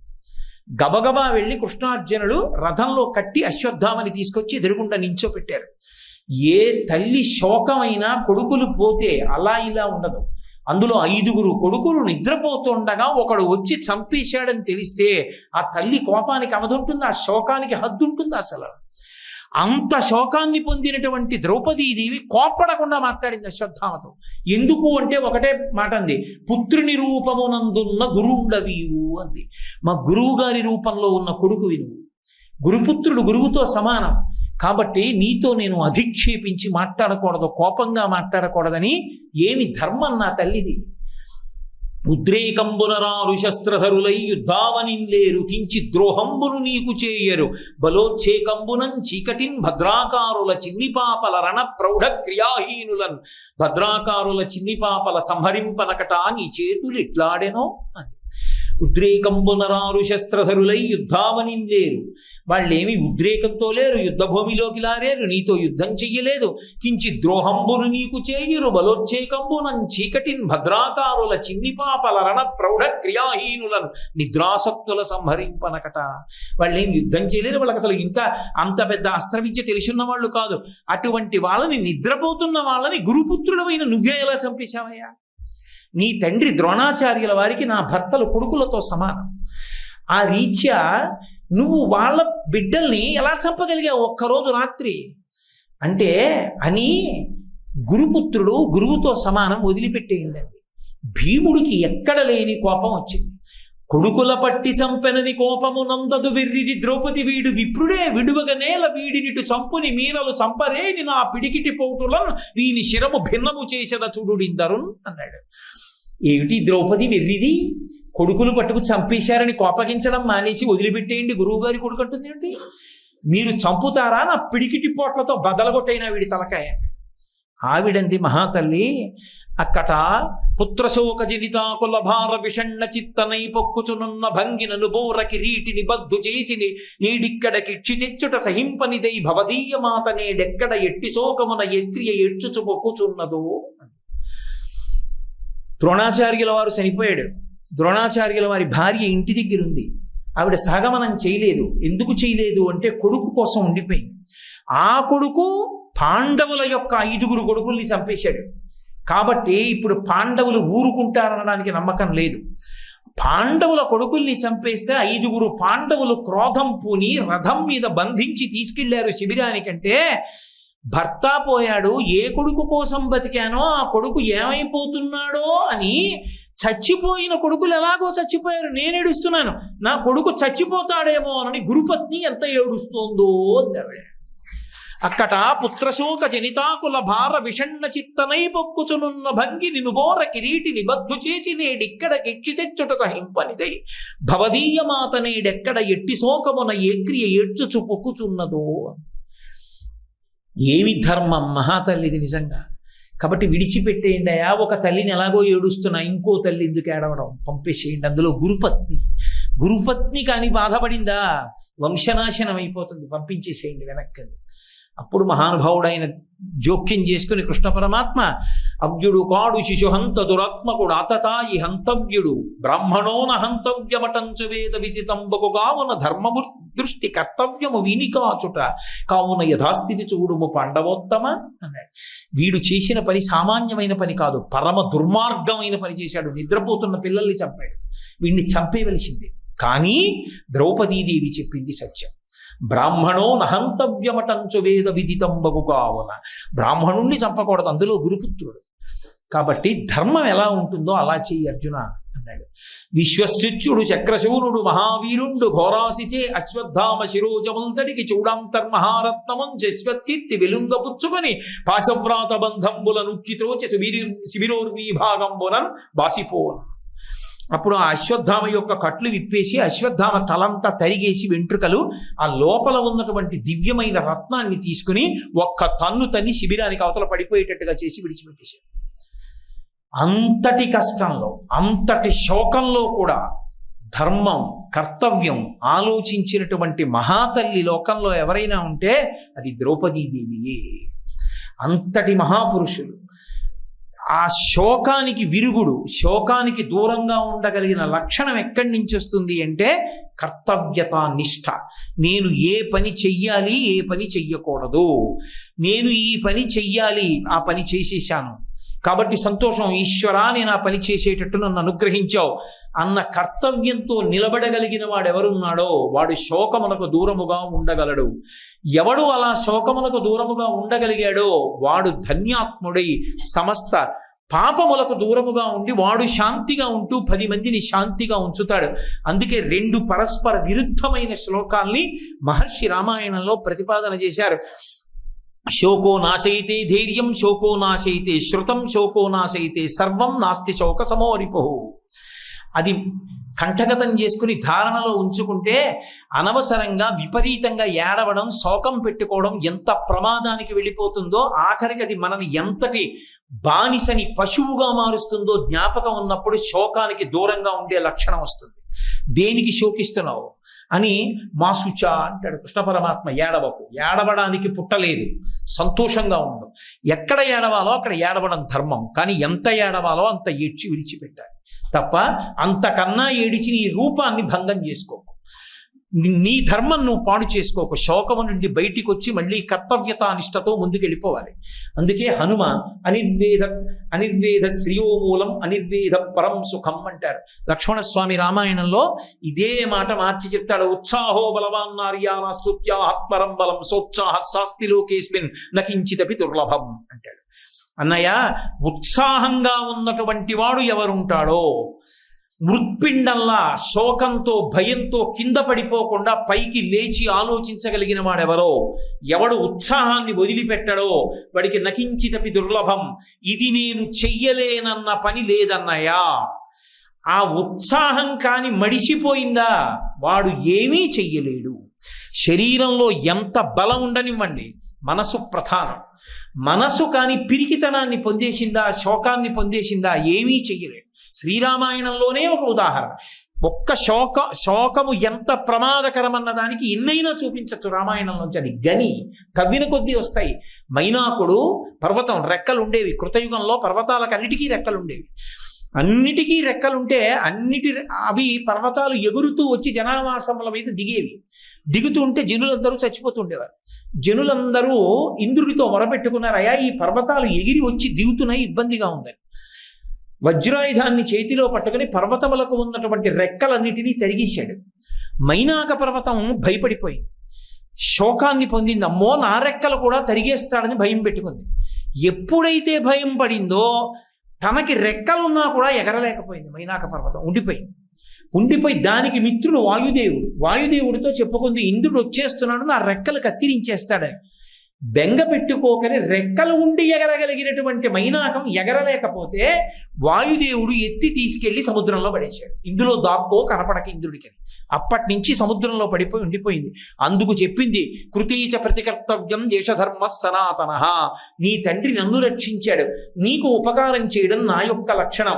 అప్పటి నుంచి సముద్రంలో పడున్నాను.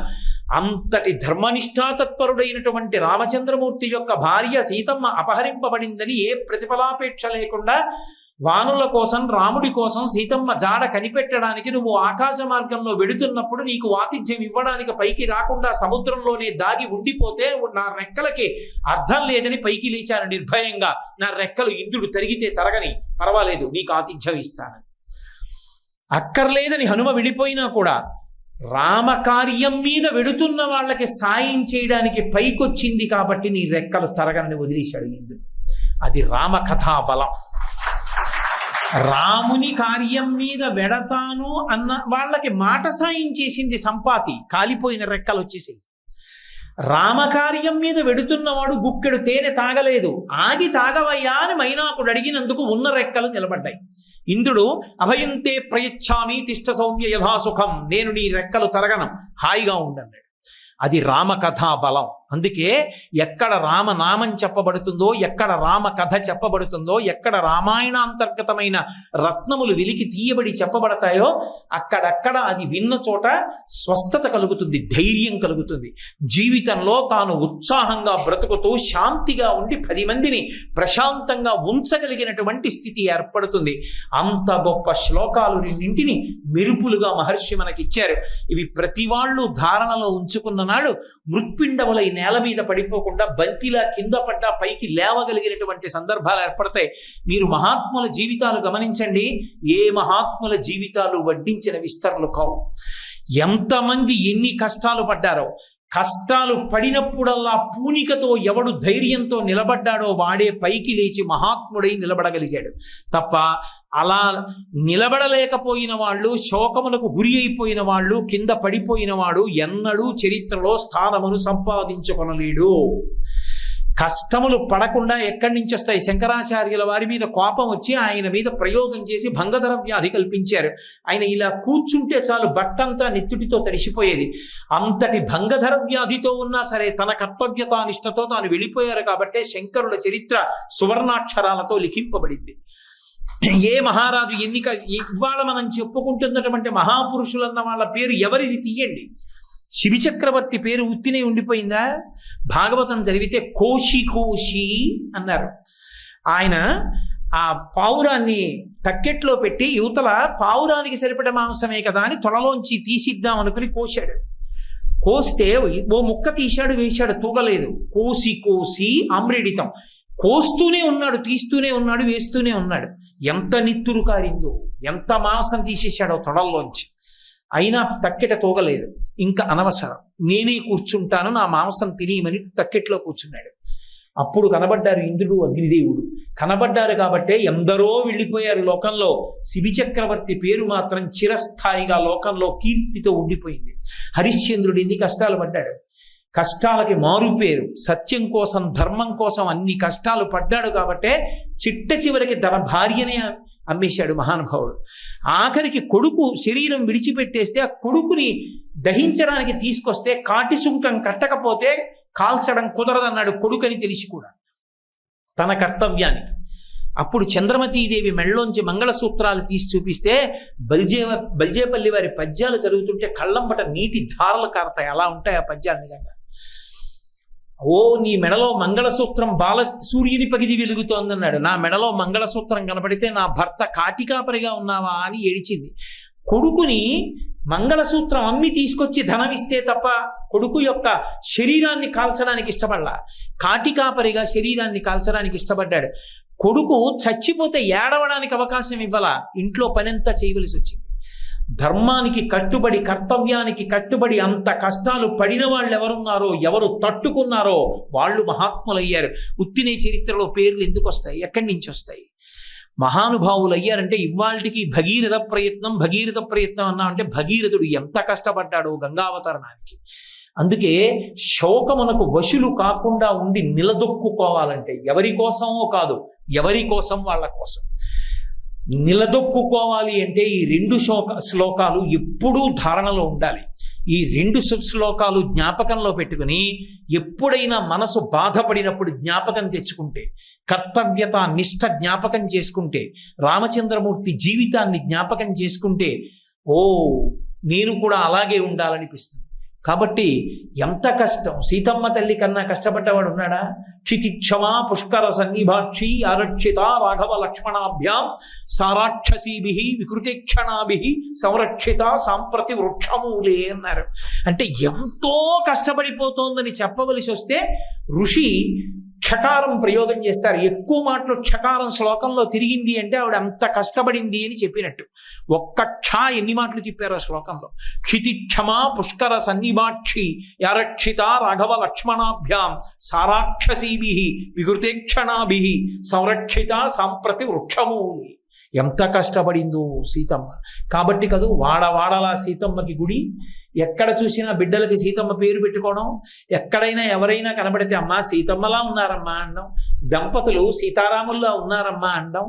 కాబట్టి ఊంచుకోగలిగిన శక్తి ఎక్కడి నుంచి వస్తుంది అంటే రామాయణాంతర్గతమైన ఈ శ్లోకములలోంచి వస్తుంది. వాటిని ధారణలో ఉంచుకోవాలి. ధారణలో లేనప్పుడు అవి సమయానికి స్ఫురణలోకి రావు.